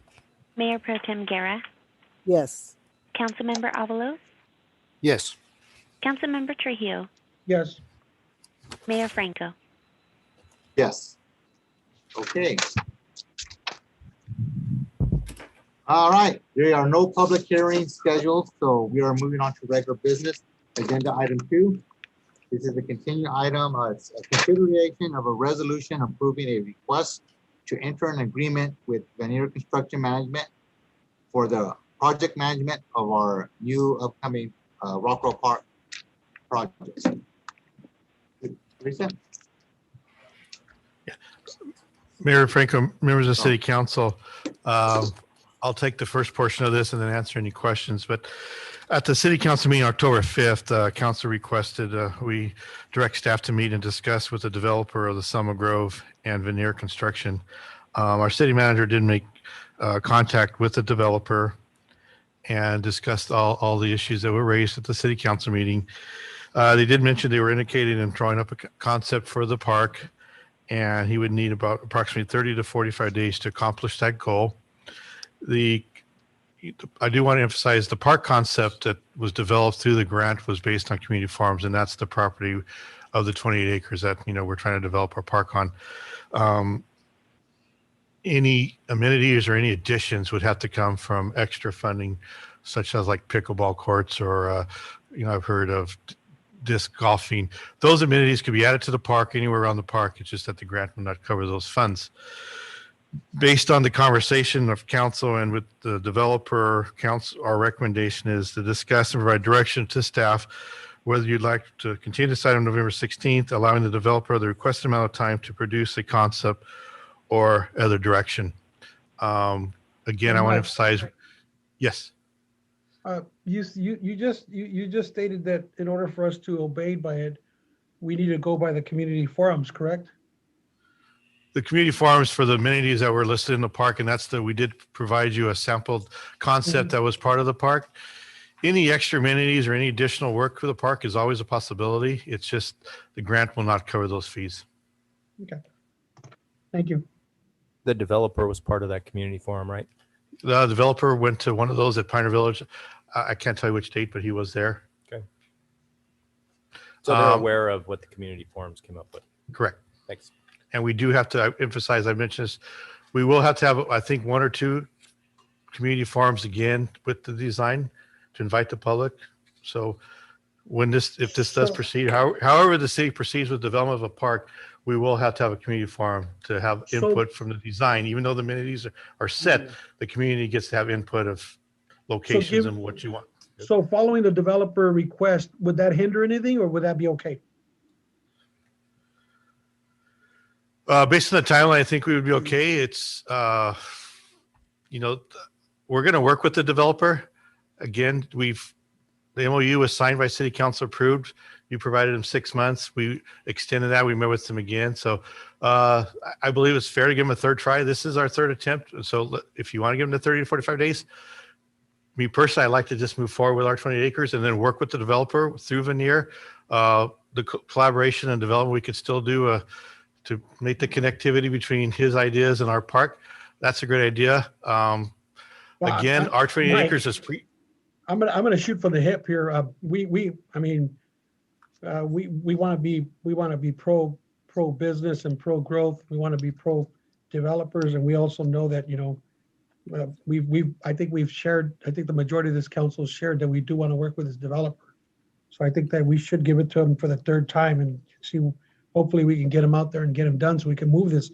I think this project needs to happen. I think we all need to. We've all said that we want to work with him and we want to get this done. So I think it's just best we give him one more time and hopefully he gets it. What date would that put us? November 16th meeting. We would have enough time. Give him the substantial time that he requested. I'm good with it. And the developer has said he wants to work with the city too.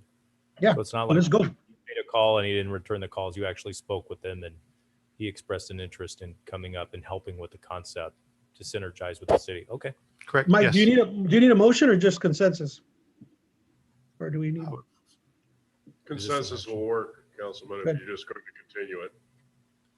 All right. Okay, before we move on, I think we're all on the same page. Before we move on, we need to open this item up to the public. City Clerk, can you see if there's anybody wishing to speak on item number 2 of our regular business agenda?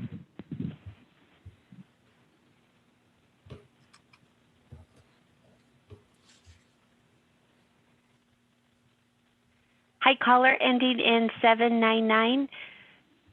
Your line is open. Do you have any comments for council regarding this item? If you are joining by phone, please use *6 to unmute and mute yourself. This is for caller ending in 799.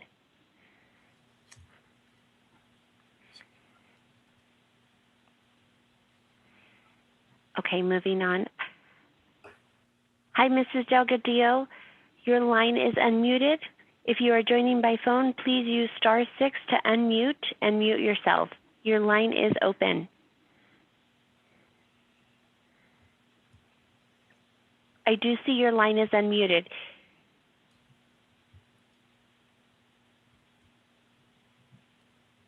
Vicky, we can't hear you. Try *6.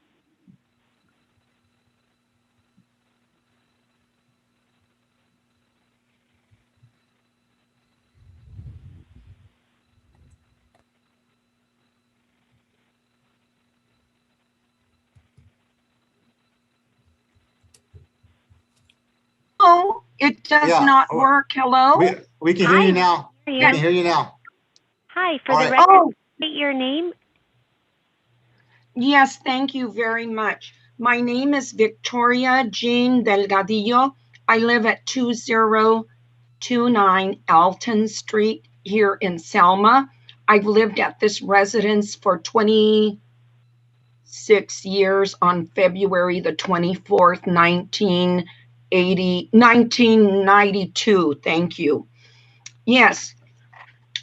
On the item for the homeless, I believe I like the way that San Francisco, Wenatchee, Washington, Yuma, Arizona, Quebradillas, Puerto Rico, New York, and my family that lives all around the country, they have social workers.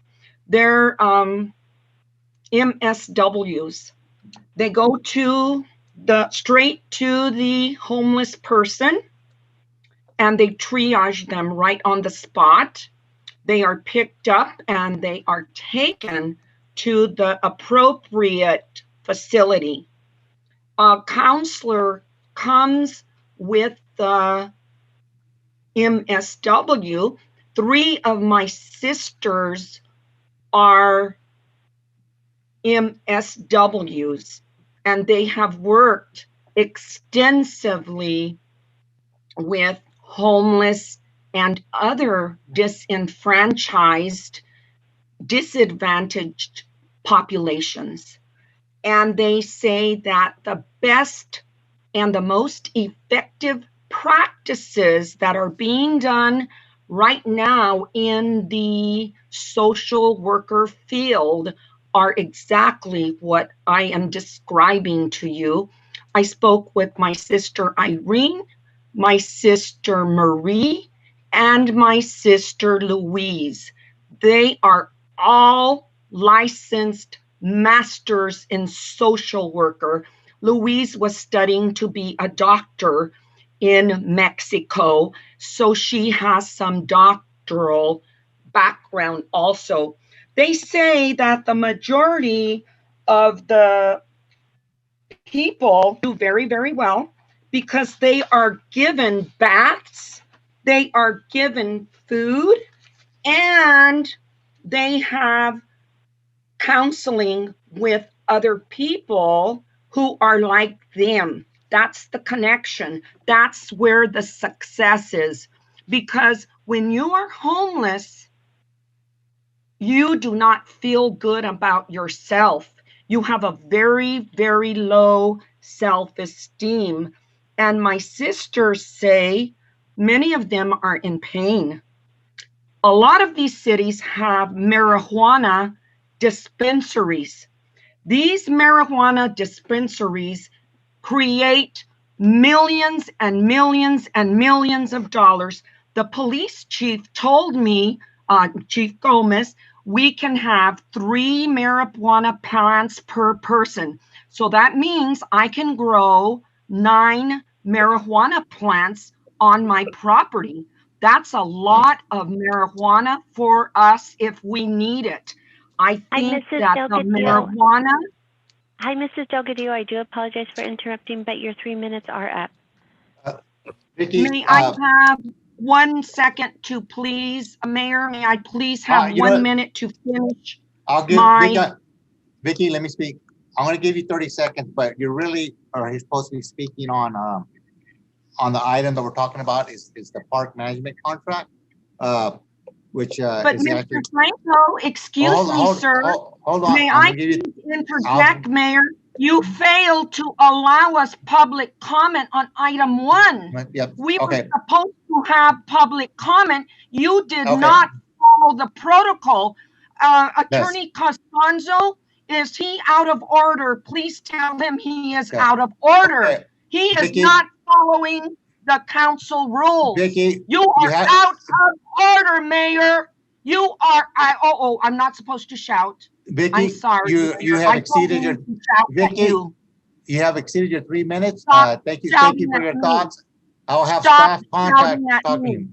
I'm not shouting. You are being rude. Do not shout at me, Mayor. I'm not shouting. I'm not being rude. You're supposed to allow me the 30 seconds you said you were going to allow me. Your 30 seconds have expired by you telling me I They was out have of order. not expired. You are Okay. out of order, Mayor. Okay. Completely out of order. Out. Thank you, Vicky. Okay, any other callers?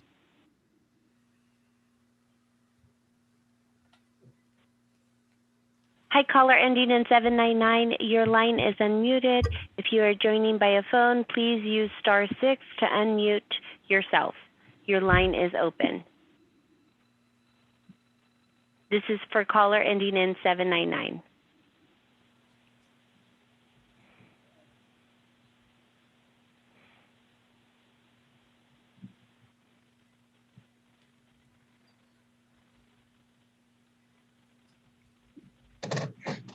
Hi, caller ending in 133. Your line is unmuted.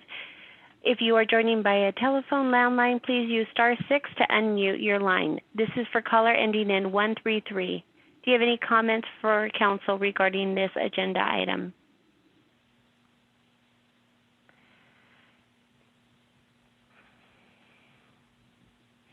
Hi, caller ending in 285. Your line is open. Please, if you are calling via landline, please use *6 to unmute your line. Okay, going right down the list. Caller ending in 359, your line is unmuted. Do you have any comments for council regarding this agenda item?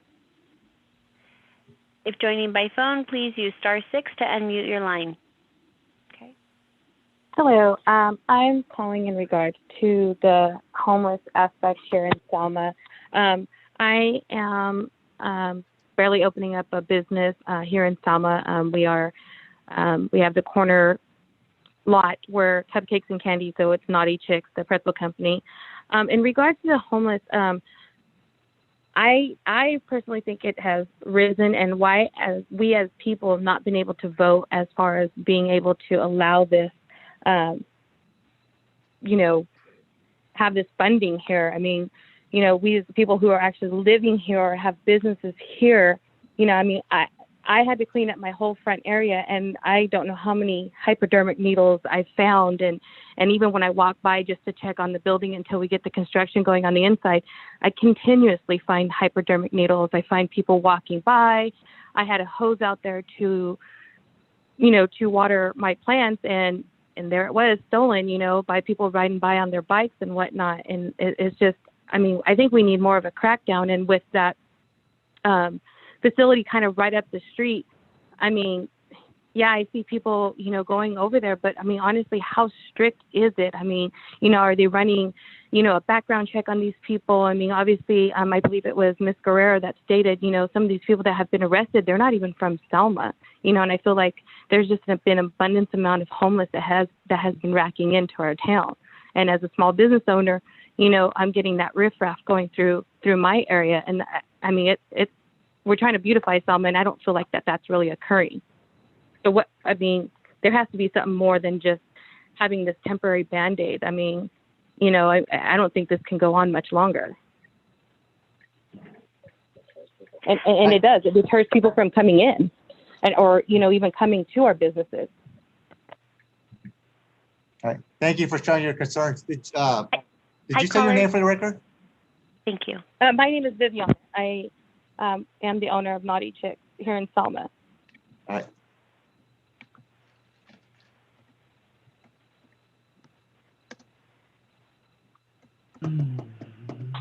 Were you guys able to get that?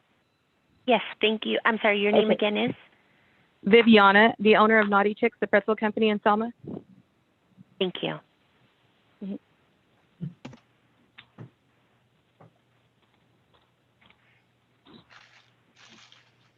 Hi, caller ending in 762. Your line is open. If you are joining by a landline, please use *6 to unmute your line. This is for caller ending in 762. Hi, can you guys hear me? Yes, thank you. Please Yes. say your name for the record. Sure. My name is Noe Garcia, and I live at 3130 Wright Street, and I've been there for about 4 years. So I wanted to make a comment. I'm sorry? Thank you. You have 3 minutes. Thank you. I wanted to comment on the homeless situation. I heard Chief Gomez say the people on meth cannot be helped. Those were his words about an hour ago. And I respect the police. I support them. I support the fire department. But with all due respect, Police Chief Gomez, that is not true. From January 2014 to May 29th, 2015, I was living in a field out in Rockwell behind Walmart. I lost my home, my job, my children, all because my meth addiction. It's kind of emotional. If I sound a little shaky, I'm sorry, but I'm just so grateful that that's all over. So I realized I had an addiction and understood that I needed to do something about it, but my addiction was so strong and so powerful. I tried to quit so many times through Salvation Army, through Teen Challenge, but my addiction was so strong that I couldn't quit on my own. And I gave up on myself. I told myself, I'm going to die out here an addict. Chief Gomez, I'll say it again. You said the people on meth cannot be helped. With all due respect again, that is false. When my addiction to meth was so overwhelming that I couldn't help myself, if everyone had the same mindset as Chief Gomez, I would be dead right now. I thank God for loving, caring people like Delfina, like Pastor Mena. They were volunteering out of their own time. They truly cared about homeless.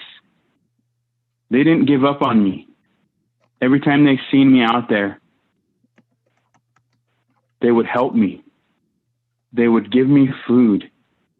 I give God all the glory because God used Delfina. God used Pastor Mena to feed me, to care for me. And they gave me a tent, they gave me food, and they shared the truth, the word of God with me. That's what made the difference. I tried to quit so many times and failed. I was at my rock bottom. That's when I called out to Jesus, and my life was changed forever. I have been sober today for 5 years, 4 months, and 20 days. I have my children back. I have a home here in Selma at 3130 Wright Street. I have a career that I love, and I spend money here in Selma. Hi, Mr. And I am now, I apologize for interrupting, Mr. Garcia, but your 3 minutes are up. I'm now giving back to my community. Thank you very much. And thank you for sharing your story. Any other callers? Yes, Mrs. Delgadillo is mentioning that her husband would like to speak. So, Mr. Delgadillo, your line is unmuted. You do have 3 minutes. If you are joining by a landline, please use *6 to unmute your line. Your line is open. My wife is going to speak for me. Hi, Mr. Delgadillo, your line is open. My wife is going to speak for me. Your My wife is going to speak? husband wants Okay. me to speak for him. Okay. Mr. Franco, Go ahead. shame on you for being disorderly and out of order. I am very upset. You were an excellent coach, but you are a terrible mayor and a terrible councilman. Shame on you for being so rude to me. Next thing that I wanted to discuss, my husband wrote me these notes. My husband says that we have the right to report any illegal or fraudulent things that we see regarding the homeless people. And he believes that we do not have transparency with all of these monies. We want to see the budget. We want to see the institutionalization of these monies. Teresa, Miss Gayavan, our city manager, you need to provide those reports immediately to the public, because these monies are in fact supposed to be permitted to be viewed to see where the funding has gone thus far. I cannot find. My husband looked, my son looked, my daughter-in-laws looked. We can't find the reports. So where are they? Why are they not transparent? Mayor, do you have them? Who has them? Who has the reports? Please. If you My report, husband is asking, Mayor, who has the reports of all of this, the millions, $1.8 million has been used up, and now we're going to be getting more money? Why? Where has the money gone? We want to know. We want to know where our tax dollars have gone. Who knows? Jim Avalos, do you know Jim? Who knows? Somebody answer me, please. Anybody? Vicky, Anybody? the money. Who Vicky. knows? Have you seen them, Mr. Louis Scott Franco? You are the mayor. Where are the reports? Have you and the city manager reviewed these reports?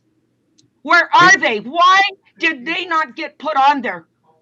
I'm trying to calm down on me. He won't answer me. He doesn't know. Nobody knows where the money has gone, right?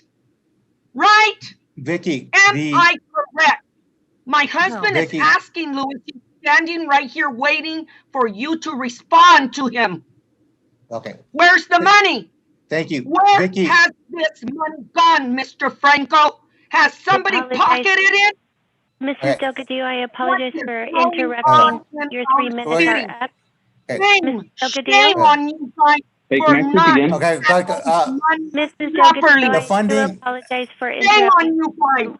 All right. That's not Thank you, Vicky, for your sharing your thoughts, and thank you, Mr. Delgadillo, for sharing your thoughts. The funding that I think you were talking about didn't get awarded to the city of Selma, so that funding was awarded to the different programs. Selma 3Com got funding, Map Point, they get their funding. So the money that I think you're asking about, Mr. and Mrs. Delgadillo, was not awarded to the city of Selma, so we don't have the accounting for that. You would have to go to those organizations and ask for that information. And Mr. Mayor, if I might add, SelmaCom received its funding for the Super 8 from the county. Right. Hi, my wife wants to talk. Is that cool? Who is this? Noe Garcia. Hi. Did we already allow you to speak? Yeah, but my wife hasn't said anything.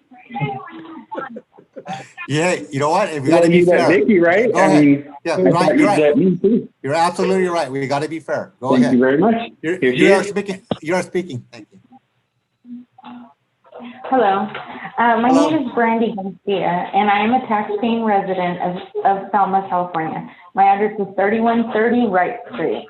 And first off, I just want to thank you guys for taking my call and letting me make my comments. And I just want to let you know, I am a first-hand benefactor of Selma Community Outreach Ministry. I once was homeless and addicted to meth when I first met Delphina back in 2014. And she gave me food, and that was when she used to go and deliver food from the back of her truck. And from the kindness that she showed me by SelmaCom and Jesus Christ, my life has been changed forever. Fast forward 5.5 years, I am now a full-time employee of SelmaCom. I actually am the lead case manager and the overseer of the Sanger Motel. That's the other motel that SelmaCom has in the program. And we currently have 28 clients out of 11 rooms there. So look what God has done. It's only by the hand of God that 5 years ago I was homeless, addicted to meth, and now I'm actually running one of those programs. I'm right under Delphina. And it all started with the kindness of one woman and the calling of Jesus. I'm now a certified substance abuse counselor, and I'm working towards my bachelor's degree to continue working in the substance abuse and homeless populations. Now, on the last city council meetings, Chief, you showed a couple of the homeless that are problems in the area, and you showed Eva Estrada and Juanita Gomez. But who can't say that that could be them in 5 years from now and running a program? We would never know if these services were not here to help them out. Now, I do talk to them personally because I heard one of you ask, does anybody go out there and talk to them personally? I do. And yes, many of them do want help. They just don't know how to grasp that help. We do an outreach with the homeless every Sunday at 6 p.m. at the Super 8 Motel. And we teach them how to grab a hold of that help that they so need. And it's changing lives. These are human beings that we are talking about here. I do not think being homeless should be a crime. Just because they are unhoused, they're being arrested. Then you take them to Fresno County Jail and they release them there. And then I hear you guys up there and you laugh and say, well, let them make that 20-mile walk back. But they do, because Selma's their home. Now, if we can drop the prejudice against the homeless and work together to help them out and our residents, let's join hands and figure out a long-term solution. Let's stop blaming the people who are actually working tirelessly every day to help the homeless and just join forces. Thank you. That's all I had to say. Great job, babe. Thank you for your comments. All right. Yeah, I've got a comment. Who's speaking now? Can you guys hear me? I can hear you. Okay, yeah. Hi, Eddie Moreno, 3711 Via Corvino Street in Selma. I was attempting to get across earlier, but the call wasn't going through for some reason. Okay. I do want to comment on the transient issue. I know there's been a lot discussed this evening, but I wanted to share my perspective just from two experiences that I've personally encountered over the last 18 months. And I've shared this with some of the members from council already. But, you know, me personally, I've got a 10-year-old daughter who we were at Schaefer Park at just a few months back, and she was approached by a transient who was evidently under the influence of drugs and alcohol, and he attempted to grope her in the middle of a baseball practice, witnessed by several adults. I myself made an attempt to push the individual off my daughter, and he immediately ran away as other adults called police. And just recently, in the last few weeks, at Panaderia Vanessa, there was another incident where another transient was harassing a young lady who spoke Spanish, and he was making unsolicited advances at her, sexual in nature, and asking her where she lived. And again, I approached the individual and told him to basically get away from there. And he refused, responded with profanity, and then he walked across the street to Lincoln Park. So I ask you, put your children in those positions. I'm a resident of Selma. I don't want my kids to be living around that. So if those are your children, what would you do? Ask yourself that. Right now, we're very fortunate that the kids are doing online learning because of COVID. But what's going to happen when the kids go back to school and they're walking home from campus and you have these individuals on the streets? So I commend the chief for what he and his staff are doing, but we've got to take action against what's happening in our community. Thank you for sharing those stories.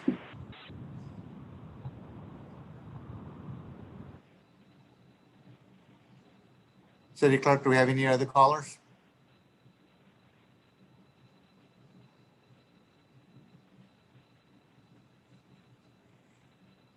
Hi, caller. Your line is open. This is for caller, and I do apologize. I think I had unmuted everyone's line, opened everyone's line, and waited for everyone to unmute themselves. And I think everyone's coming out now and muting themselves.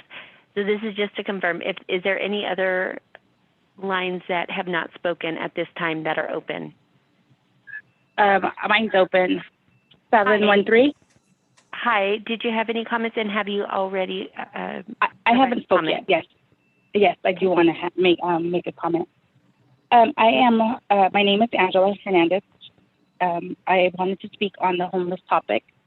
I wanted to say something to the man who just spoke about not wanting his children in that environment with Selma. That environment is everywhere. And I thank the Lord that my children are around it because it shows them how to have compassion to those who can't help themselves. My children are full on in this, and they work with the homeless just like I do. And I would never tell them to turn away a person because they don't fit my standards. That's not what we're called. That's not what humanity is about. And we have to have that compassion for those.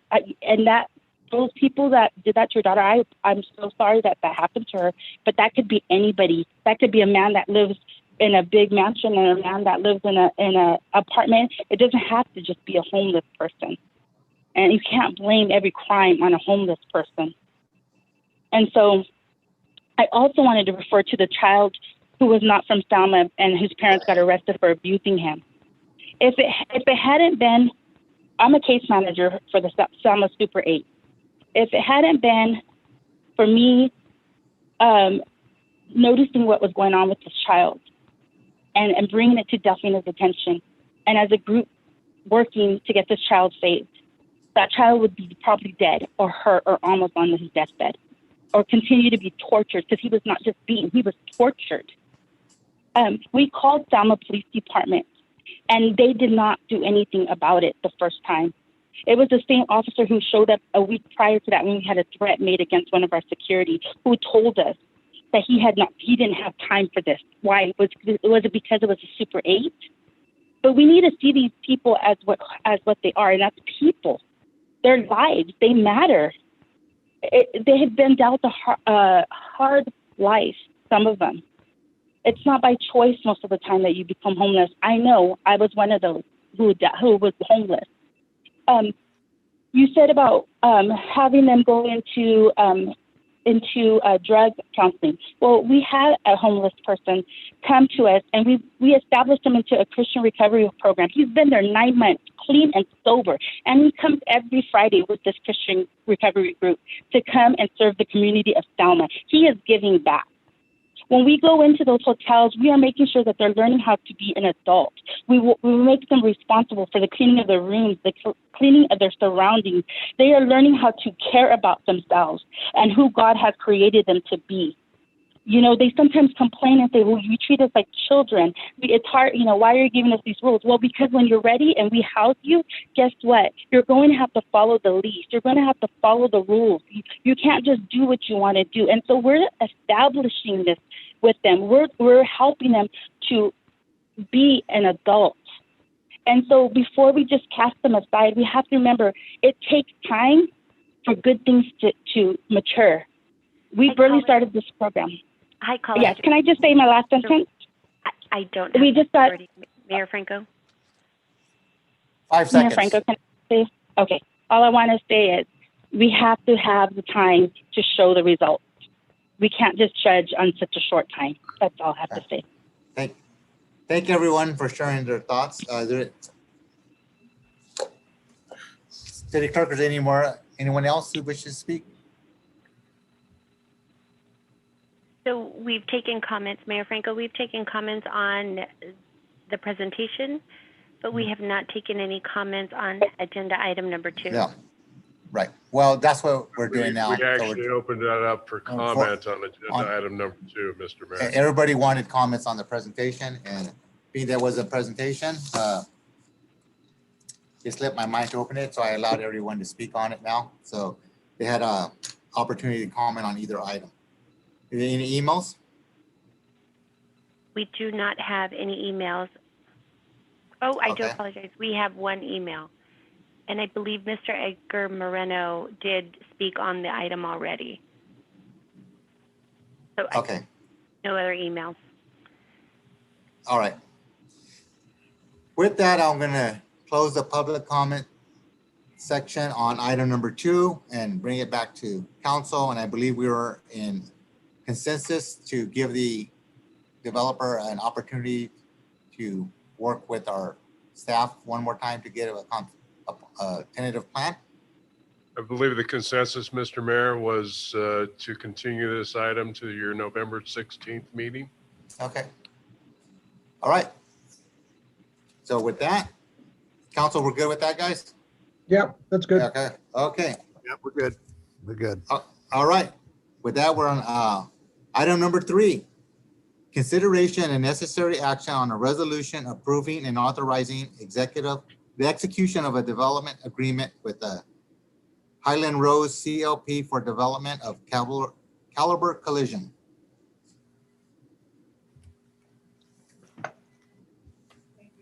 Members of council, this item was brought to council previously, and council authorized that city staff work with the developer to come up with a development agreement. The developer is proposing to bring forward a Caliber Collision and used auto sales center at Highland and Rose. One of the conditions of that development from Caltrans is that there be median improvements that were rather a burden on the project. And so the city, in order to facilitate development, is proposing to do those improvements required by Caltrans, including the median, island, and paving required by Caltrans to connect to the developer's curb, gutter, and sidewalk improvements for the project. The city proposes using city street funds and/or Measure C funds, and anticipates that the project that those improvements would be approximately $200,000 to $250,000 out of those funds. The city attorney has worked closely with the team and put together the development agreement that is attached. That basically summarizes it. The project does have an impact in our community. The developer provided us the number of jobs that they estimate it would create, and the project valuation and sales tax that would be associated with that.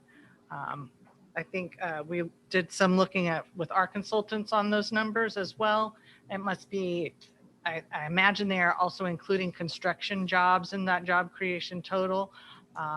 And the associated auto sales, maybe it's something that bumps it up from what you would normally see with only a Caliber Collision auto body shop. So that might be some of the difference in some of those numbers. If it was only Caliber Collision or auto body repair, be a little bit different. But I think the combo of the two brings those numbers to what they shared with us, as reported in the staff report.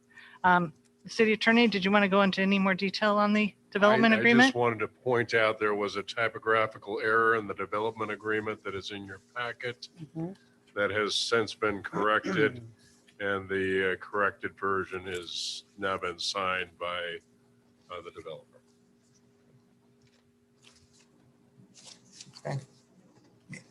Any questions from council? Quick question. The effective date is going to be October 7th then? Effective date will be today, October 19th. October 9th. Okay. That was one of the corrections that was made. In addition to correcting the typographical error, you'll notice there's a provision in the contract that requires them to complete the project in 12 months, I believe. So I wanted to give them as much time as possible. So the effective date of the agreement is now the date on which you approve it, assuming you approve it today. Okay. And those improvements don't include the median. These are the improvements that the owner of Caliber Collision will Correct. be making But to we, bring it into agreement with Caltrans and what they have to do. for we their will be location on making the 43. improvements to the median. That's part of the $200,000 that we're spending on this. And part of the reason you even have a development agreement here, typically you would not with a site plan approval.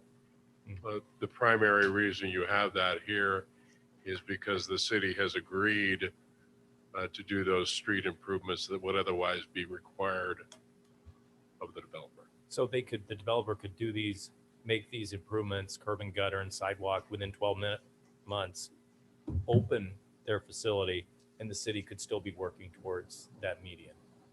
And they'd be allowed to open for business. They would on one condition, and I'm not sure if this condition applies. I believe the curb gutter and sidewalk has to go in first so that the street matches the grade of the curb gutter and sidewalk. So I think you're correct. Okay. There's an If order it's, of if it's the operations other there. way around, obviously we have to do our work first before they can do theirs. So when would the city have to do the medium? There's a provision in the agreement that says we're going to coordinate that work. I discussed this with your city engineer, and I can't remember off the top of my head whether he said the street has to go in first or the curb gutter and sidewalk has to go in first. I believe it's the curb gutter and sidewalk That's to me. because they pave up right to the gutters. Sure. Okay. And that is how it's sequenced, I think, in the agreement, although there are many aspects we'll have to coordinate on, as well as this was a condition of having the project. So we'll have to be working with Caltrans on that timing as well. Okay. Right. Okay, if there's no more questions, I'm going to open it up to the public. Should they have any comments on agenda item number 3 only? I was a little lenient because I did make a mental error and forgot to take comments on the homeless presentation.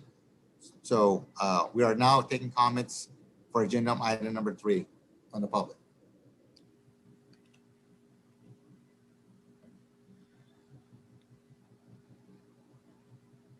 Hi, Mrs. Delgadillo, your line is open. If you are joining by phone, please use *6 and mute your Yes, line. thank you very much. Do I have to say my address again, Raina? You do not, Mrs. Delgadillo. Thank you. Neil Costanzo, I have a question for you. Why do you not know the information, and why can't you remember this important information when you are being addressed as an attorney for this city? You are not doing a very good job. I do not like it when you say that you can't remember. And by the way, how many marijuana plants can we grow in our city for each person? Do you know? Do you smoke marijuana? How many marijuana plants do you have? Vicky, we need to stay on the subject. Vicky, I am staying on the subject. The Neil, subject is- how much marijuana do you smoke now? A lot, right? Vicky, right? We're taking comments on the development agreement, Ms. Well, Delgadillo. I'm asking you, Neil, why do you not know whether Vicky. the gutter goes in first or whether the sidewalk goes in first? Because this is directly in front of our property. Why do you not know this information, Mr. Costanzo? I'm waiting. I have only 3 minutes, so I'm going to keep going here with the rest. Teresa, I simply Mr. don't Omar, know it. you said 250,000. Mr. Constanzo says 200,000. Which is it? Make up your mind. You guys got to get your act together, please. The other question that I have here is the provisions on this contract. 12 months? BS.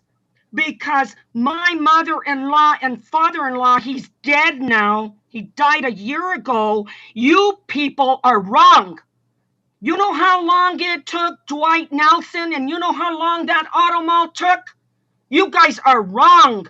It takes a lot longer than just 12 months. Come on, give me a break. Who approved this? Oh, excuse me. I should not be cursing. I should not be shouting. I'm sorry. And then the other thing is that this, I'm the caliber collision. What really is this? Is this really what the hell's, oh, excuse me, what kind of a business really is this of the caliber? I want to know. I was reading it and it doesn't really make a lot of sense to me. I want to see more information. Have you guys read it, council members? Do you guys know about this? Who knows about it, please? Vicky, Council members, Vicky, did you guys read it? It's an auto body repair Did you read shop it? and a My used time car is salon. on. I've got to say the last thing I have to say because you won't let me speak. So I am saying that no, we do not want that business. It's if it's conditional use permit property, absolutely not. And by law, we should be notified on a conditional use permit. My mother-in-law did not receive a notice. Wrong, wrong, wrong. You cannot put a business without notifying the people. Hi, Mrs. I'm Delgadillo. sorry, Raina. I'm trying to talk as fast as I can. I understand. I So do I apologize. got for slammed interrupting. Your with 3 minutes are up, Mrs. $38,000 Delgadillo. in legal fees when the city sued me. Vicky, thank you for your comments and thank you for your passion. Hi, caller ending in 359. Your line is open. Do you wish to speak to council regarding this agenda item? This is for caller ending in 359.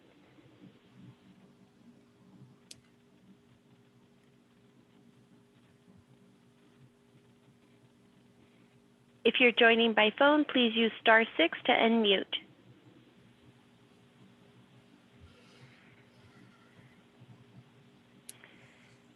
Hi, caller ending in 762. Your line is open. Do you have any comments for council regarding this agenda item? If you are joining by phone, please use *6 to unmute your line.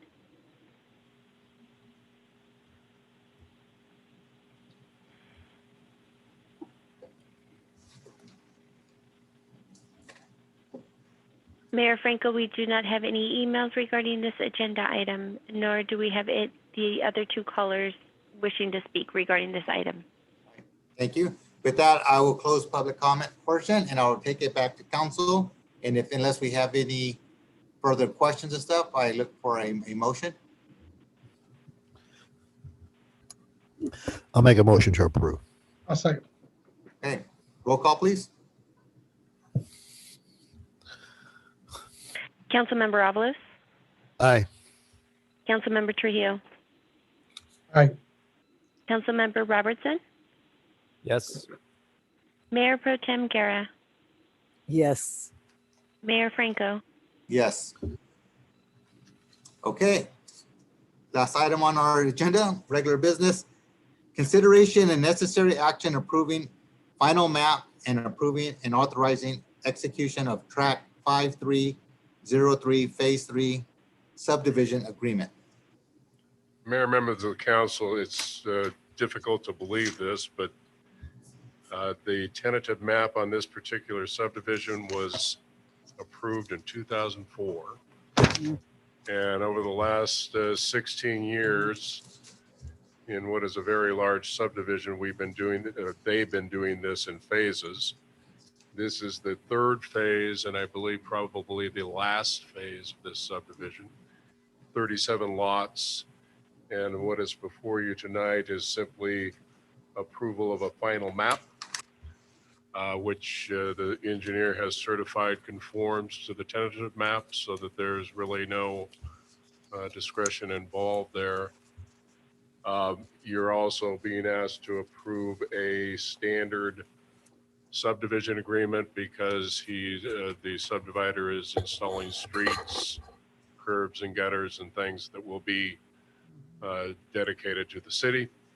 And we are requiring the standard bonding required by the Subdivision Map Act.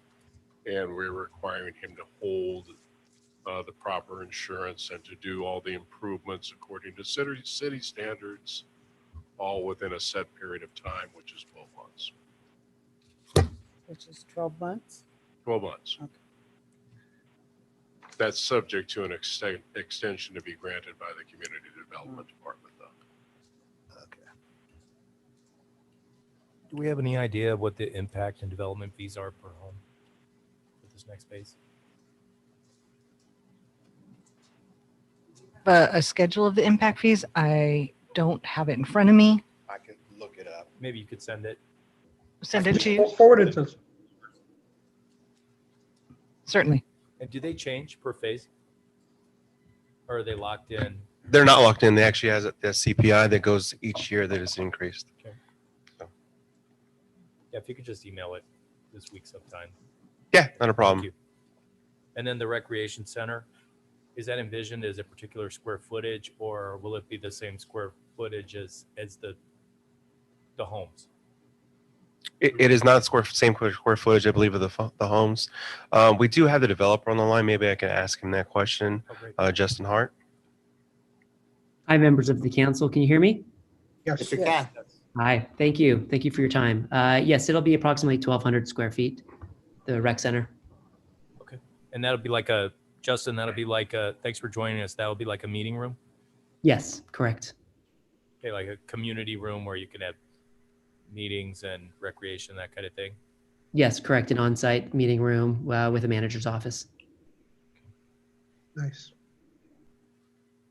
And if I may, Isaac was, if I can jump in here for Isaac, I think we're estimating about $450,000 of impact fees due to the city, approximately. Yeah, I did pull it up. It's 458,000 and some change. But I will send that out to council so they can see the breakdown per impact fee structure. Is there different, right, based on the size? Well, it's not that. It's the breakdown because we did the full scope of a development impact or for the impact fees. I mean, it's broken down into categories. So you got your drainage, your general facilities, you got law enforcement impact fees, park and rec. So that's the total of all those impacts. Does the school get any part of that? School has their own impact fee structure. We don't get involved in that. They charge those separately. They do.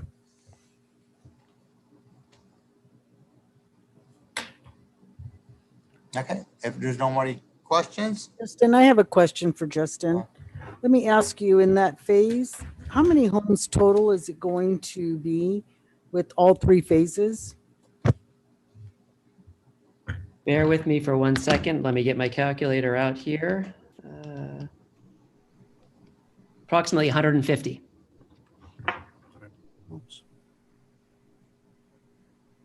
So that's been a really large single-family residential development for Selma, custom homes. It has.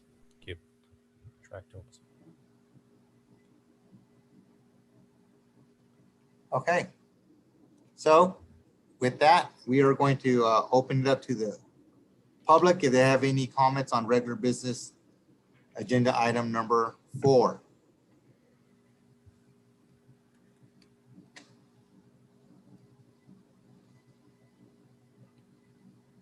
Yes, thank you. I am looking at the project, Mr. Hart. You said that there were 450,000 impact fees. Is that correct? Hello? Mr. Hart? Are you there? Yeah. I'm yes. wondering because it doesn't add up when I do the math. Could you do the math for us so we know what you're talking about? And then, Ms. Gayavan, you said that the schedule of impact fees, that you do not have it. Why are you not prepared for this meeting? Did you not know that this was going to be asked? And the other thing that I'm wondering about, what is it subject to? When I was reading this, they mentioned rezoning. Now, you guys do know that all those council members in Fresno went to prison because they were rezoning properties that they were not supposed to be rezoning. So my question is, what is being rezoned and which properties? Because when I'm reading it, it's not apparent. Do you understand me? Scott, did you read it? Jim Avalos, did you read it? Anybody, did you read it? And then the 37 lots on the final map, you said that drainage and that it was going to have a park rec center and that there was going to be police, but where's the impact fees? I don't find it in the document. Could somebody please help me? And then Mr. Hart, you said that there's going to be a rec center. Who is that going to benefit? Only the people that live there? Or will this benefit other people? Like if they're going to have a neighborhood watch meeting, would they be able to use this recreational center for their neighborhood watch meeting? And the other question that I have is that my cousin was reviewing this. He works for the city where he lives over in Silicon Valley. And he said that it would be impossible to do this project in that many months, Mr. Justin Hart. So I'm just wondering, where did we get all these figures and why was this just cavalierly put together without much thought and without much evidence to prove that these figures are in fact accurate? Thank you very much. Thank you, Vicki. Thank you kindly, Mayor. Thank you kindly. Uh, and if staff could email Vicki with the answers to her question, I'd appreciate it. Thank you. I'll be waiting for those answers tomorrow, or I can wait till next week if you need more time. Thank you. Hi, caller ending in 359. Your line is open. If you're joining by a phone, just as a reminder, please use star landline. If you're joining by a landline, please use *6 to unmute yourself. Your line is open. Caller ending in 762, your line is open. If joining by a landline, please use *6 to unmute yourself.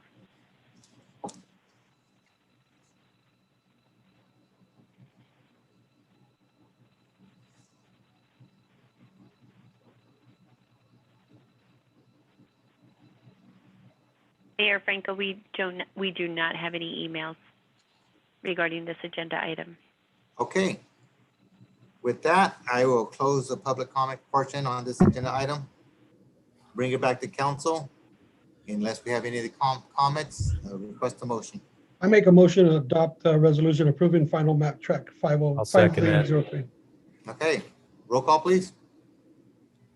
I do apologize. I did not catch who made the second on that. Robertson. Thank you. Councilmember Trujillo?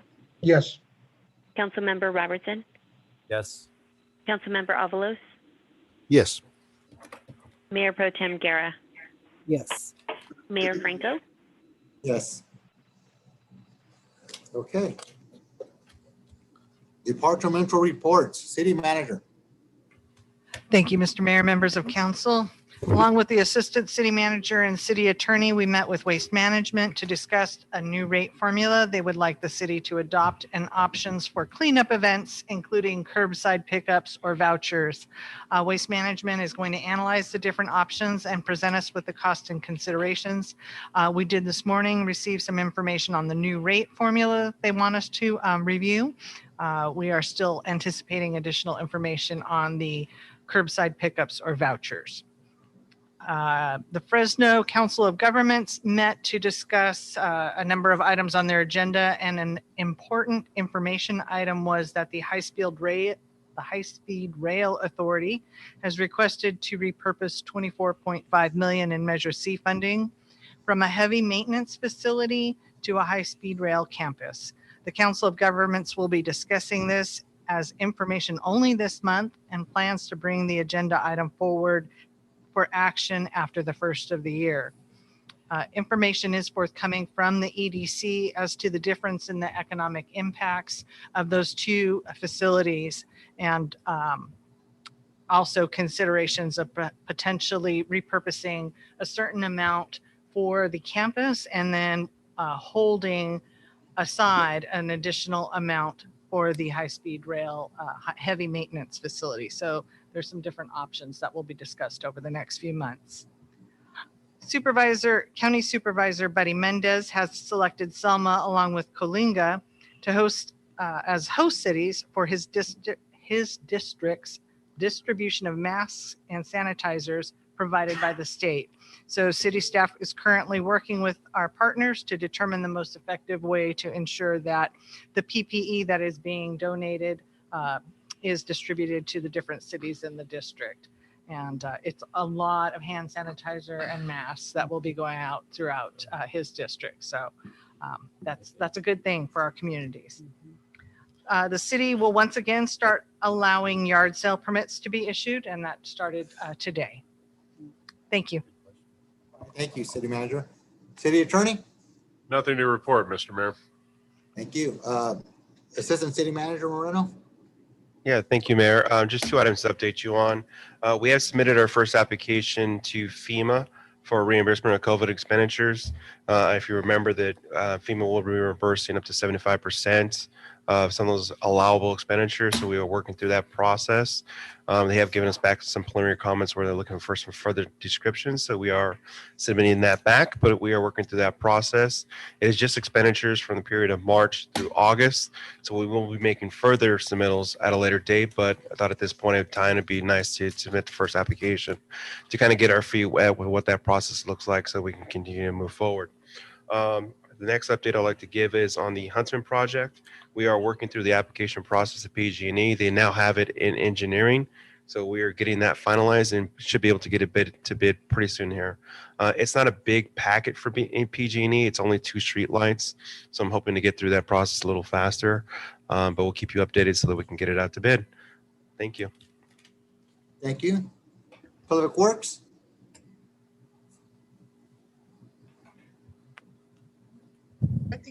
Thank you, Mr. Mayor, members of council. Public Works, we have begun construction and renovation of Veterans Plaza. I'm sure you guys have seen us out there. We have removed the trees that need to be removed and stumps as well. We got the back wall and the trough tore out, the footing tore out. Today we started working on the electrical upgrades and repairs. I met with the Veterans Association today. I will keep meeting with them probably weekly as the project proceeds. Downtown landscaping, we reseeded all the grass islands. I see this down there also. I bought a whole bunch of flowers and we're going to load downtown with flowers, some color. Citizens seem to really enjoy that.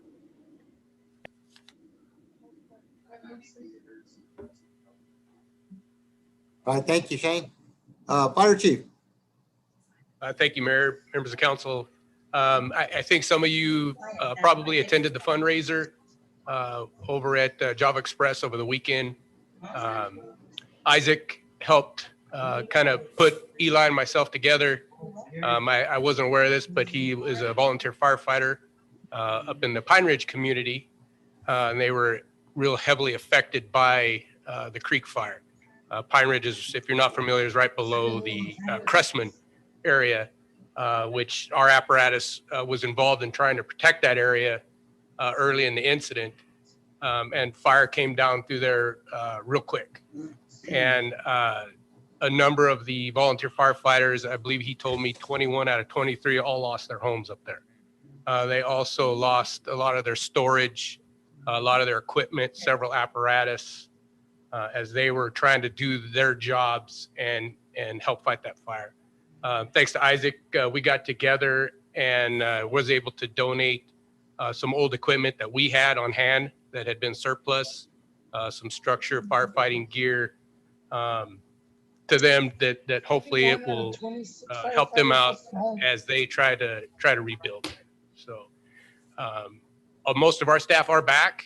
We do have 2 people still out, a paramedic and one of the guys with his management team. Otherwise, the brush truck came back over the weekend, and that's all I have to report. Thank you. Thank you. Police Chief. We participated in a gang operation last Friday at Coalinga.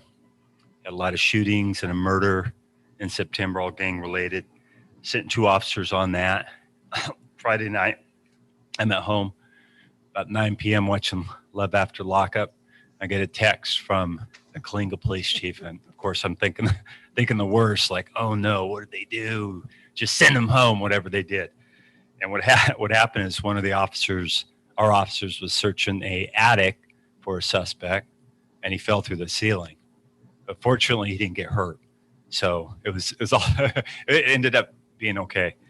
But a lot of arrests were made there, 12 felony arrests, got some guns, so it was a good operation.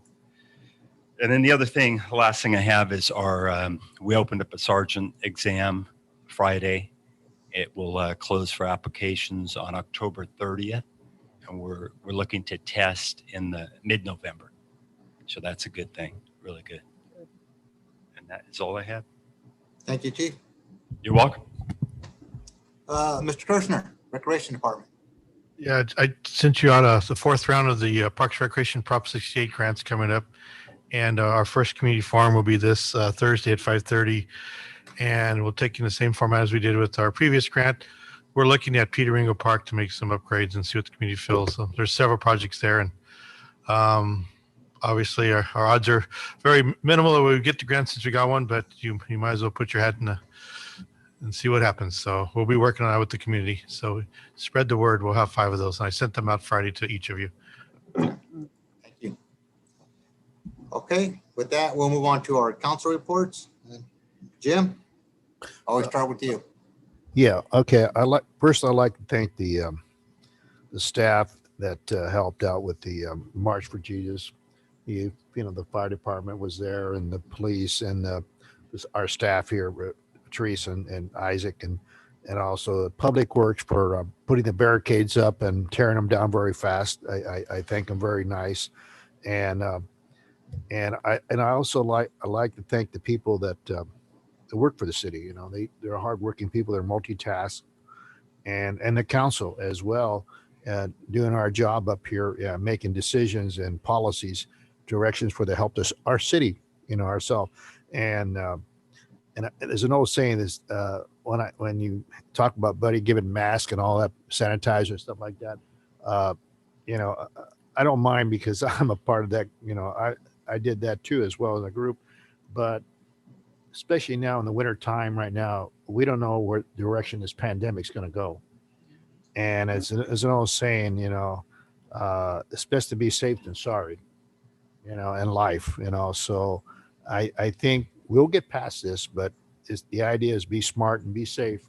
And I think, and also I thank the people out there that work for the city and our communities that are doing the jobs of being a social, and I thank them very much. We're doing what we can to kind of open up. It's something different we never seen in our lifetime till now, but we learn from this, you guys, and by learning from that, we become better. We become better stewards on our planet Earth, and we will get past this. I know we will. So that's all I got to say. Thank you, guys. Did we finish Public Works Director's comments? Is he back on the line? He's at Vicky's house. He got cut off. Finish? It looked like he disappeared. Yeah, he just I'm back on, you guys. I don't know if you can hear me now, but I'm back on. I lost my signal. Yeah. Oh, we can hear you now, Shane. All right, I'll just go ahead and finish without video, if you guys don't mind. I don't know where I cut off at. Can somebody verify for me, please? I don't want to say the same thing over. Flowers downtown. Okay, so yeah, we've reseeded all the grass landscaping downtown. We're loading it up with flowers for fall. I'm planning them today. They look good. And I wanted to mention the decorative lighting downtown. Councilmember Guerra had mentioned it to us a while back about repairing and replacing what's damaged in the past year. and I retrieved the lights from Chamber. I will talk to Bob, and I got the lights that were left over from the last year's project, and we will be down there in the next week or two taking care of that as well. Thank you guys very much. I appreciate it, and have a good night. There is one. Thank you. There is one. Shane, don't go. Yes, Are you sir. still there? Still Hey, here. Okay, on the end of Sierra subdivision right there by the on Dinuba, is it that? Yes. Between that, I guess they broke the fence again. I don't know if there's a tractor or somebody hit it with a car on the end of Sierra. You're referring to the barricade, the white Yeah, those barricade at the end of the barricades. road? Yeah, there's a white barricade that's broken. Definitely. I'll get out there and check it out tomorrow, Mr. Avalos. Oh, okay. We'll get out there and we'll get it repaired. And the other issue too, I was brought to my attention when I'm on the ground over there off of Jordan out there on Nelson. There, I noticed there's no drain. There's no drains on that subdivision. You know what, Jim? I'll give you a call tomorrow, and me and you go out there, and I'll explain to you what's going on out there. I've been out there and checked that out, and I want to explain it to you. Okay. All right. Okay. All right. Thanks. You're welcome. Thank you, guys. All right. Thank you, Kane. And we'll go back to our council reports. Councilman Robertson. I attended a Calvin's board meeting. Also want to say thank you to Public Works Director Shane Farrell for actually coming back to Selma. It was a Friday afternoon, a couple Fridays ago, and our lights were blinking at Floral and Whitson. It was really dangerous there because that's a rush hour situation. Shane jumped in his car and came back and, worked on that traffic controller there, and the lights were back, and that was really helpful. I'm sure he didn't say anything about it, but kind of guy he is. I really appreciate you taking care of that for the safety of our citizens. Those things would have been out all weekend if he wouldn't come back and help. I wanted to say thank you to the Selma firefighters for attending that Big Creek fire fundraiser, but also for Chief sending some people out, allowing Captain Donovan to go to young Jaden's birthday party on Mill Street. He's 11, and it was pretty questionable whether he was going to make it through to 11. He had a lot of health problems.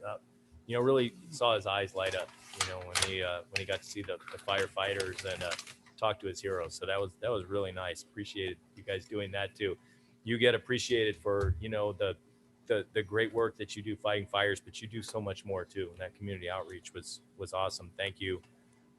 Also on the Creek Fire fundraiser, thank you to the owners of Job Express, Eli and Ramza, who were also part of that fire, who still found it in their heart to raise funds for everyone who needed it. It was really generous of them.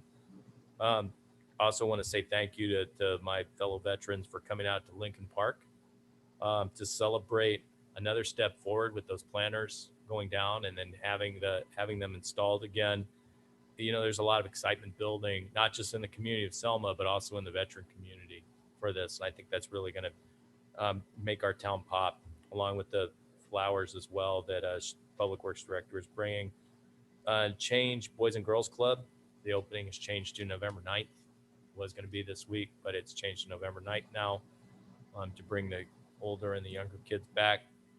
Last comment, Fresno has had 52 homicides now in 2020, 560 shootings, which is double from last year.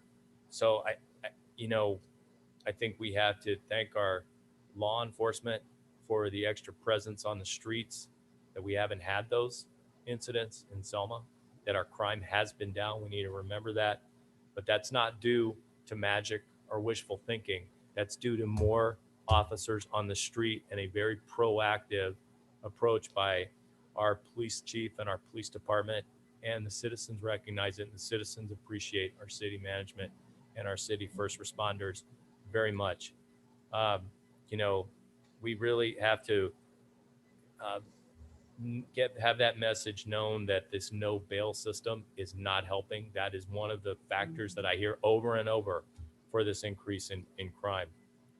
So again, thank you to all of our city employees. Thank you to our first responders for keeping our streets safe and making public safety number one. Thank you. Thank you, Scott. Councilman Trillo. Just want to let you guys know I attended the SKF meeting.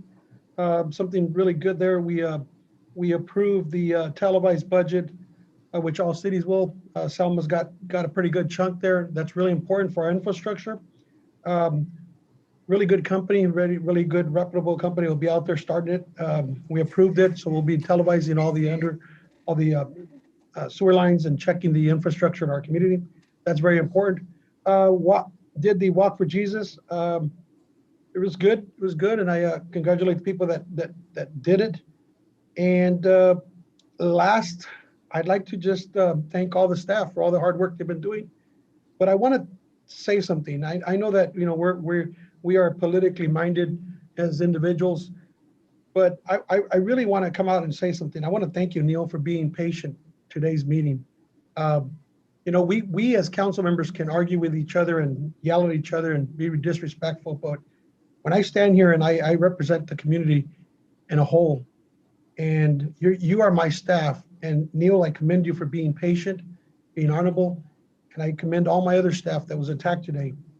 I want you guys to know that, with all the respect and all the heart I have, I'm here representing the community. And we as a council are here. We are elected leaders. We may argue, but when someone attacks or confronts our staff, I need to say something. And I believe that our staff is working hard. And if anybody wants to attack our staff, that's fine. I mean, attack us, that's fine. But when I want every staff member to know that I support you 100%. And I thank you guys all for working for the city of Selma. And that's all I have. Thank you. Thank you, Councilman Trillo. Mayor Pro Tem Guerra. I'd like to say I also attended the Creek Fire fundraiser to support all the Shaver Lake homeowners that did lose their properties. And I really want to thank Fire Chief and the firefighters that helped out. I think you guys were pretty busy that day because on my way home, then I saw 3 of the fire trucks doing the parade for the cancer individual, Rose Zapata, which really meant a lot because she's been through it and still fighting. So yeah, it was the first time I did see the pink fire truck, which was amazing. But again, I want to thank our Chief Gomez. You do an outstanding job. We know it's not easy out there, but working together, like we've said in the past with our council members and our staff, we know how hard you work, and we really, really appreciate it, including Neil, everyone, Isaac, Mike, Shane. It gets very difficult at times, and sometimes we don't feel appreciative, but I want you to know that we really appreciate every one of you. So, working together, I think we're going to make things happen. So thank you. Thank you, Mayor Pro Tem Guerra. I'm just going to talk about one thing. It's been a long evening. Our League of Cities virtual conference that they had this year. As you know, we as a group voted to abstain on the resolution. It was called the Decency Act, basically the censoring of social media so after all that discussion, you needed 239 cities to have a quorum, and there was only 237. But they did vote on it. It did pass, but it doesn't carry any weight. It's not a resolution. It was just a recommendation. It passed about 64%. A lot of discussions, why to have it and why not to have it. But long story short, no resolution was passed on the matter. But they did say they just wanted to send a message to Sacramento and federal something that the federal level as well, that something needed to be done on cracking down on people who use social media to perform illegal activities. So that story will continue, and I think it is going to be handled, as we all know, on the federal level. So that's the only comment I wanted to give right now. And then with that, I will open it up to our oral communications. So notice to the public, at this time, any member of the public may address the city council regarding any item which the council has jurisdiction. No action or discussion will be taken on any item not on the agenda. Issue raised will be referred to the city manager for review. Members of the public shall limit remarks to 3 minutes. we have any callers? Mrs. Thank Delgadillo, you. your I line will is be, muted. yes, thank you. I will be reading very, very fast so I can get through there. Mr. Neil Costanzo was an uncle to my son, Christopher Delgadillo, who was a Marine for 18 years. Christopher was married to his niece. I have been at family gatherings where I have seen with my own eyes the smoking of drugs for very many years by Mr. Neil Costanzo. Secondly, I would like to donate some lights. Public Works Director, Mr. Shane Farrell, I would like to give you more lights so we can have a more beautiful downtown.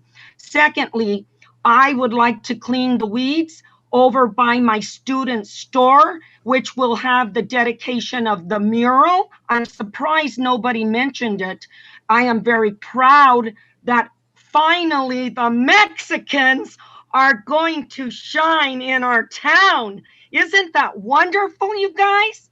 The mural is beautiful. My son, my second son, he's the land surveyor for the government, came to the city of Selma with my granddaughter, 5 weekends volunteering. They raised $15,000. They gave all the money to the people in the Sunnyside area, and they made 190 food boxes with the Alliance for the Churches of Kingsburg and Selma.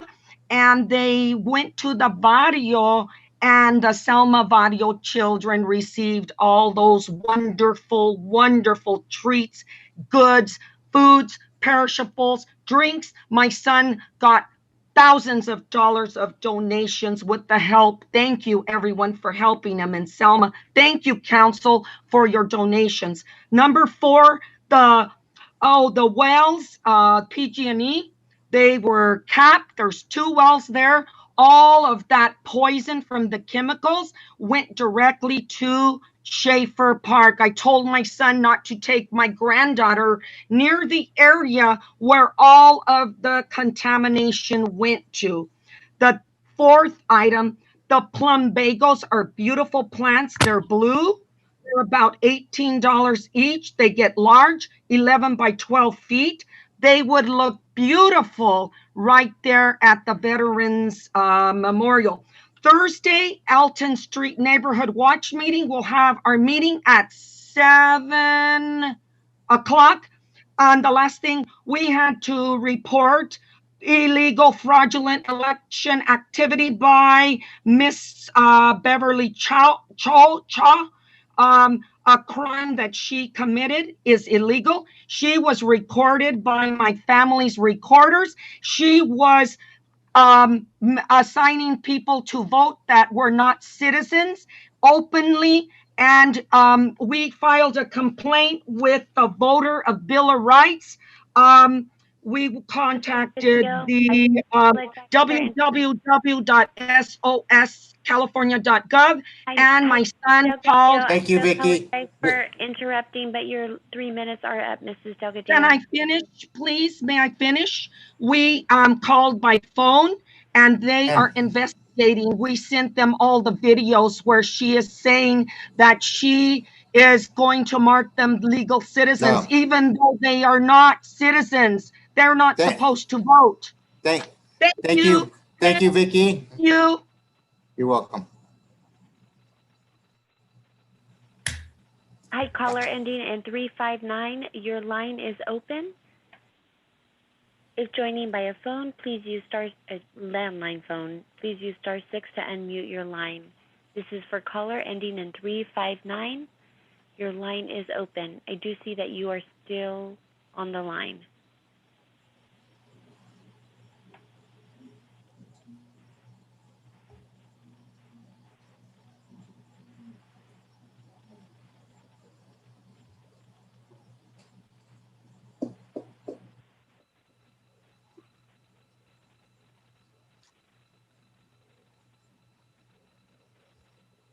I see them on the line, but they are not unmuting their call. Mayor Franco, we do not have any emails at this time. All right. Thank you, everybody. Everybody be out there and be safe. But with that, I look for a motion to adjourn. Make a motion to adjourn. All right, so moved. Okay, everybody be safe.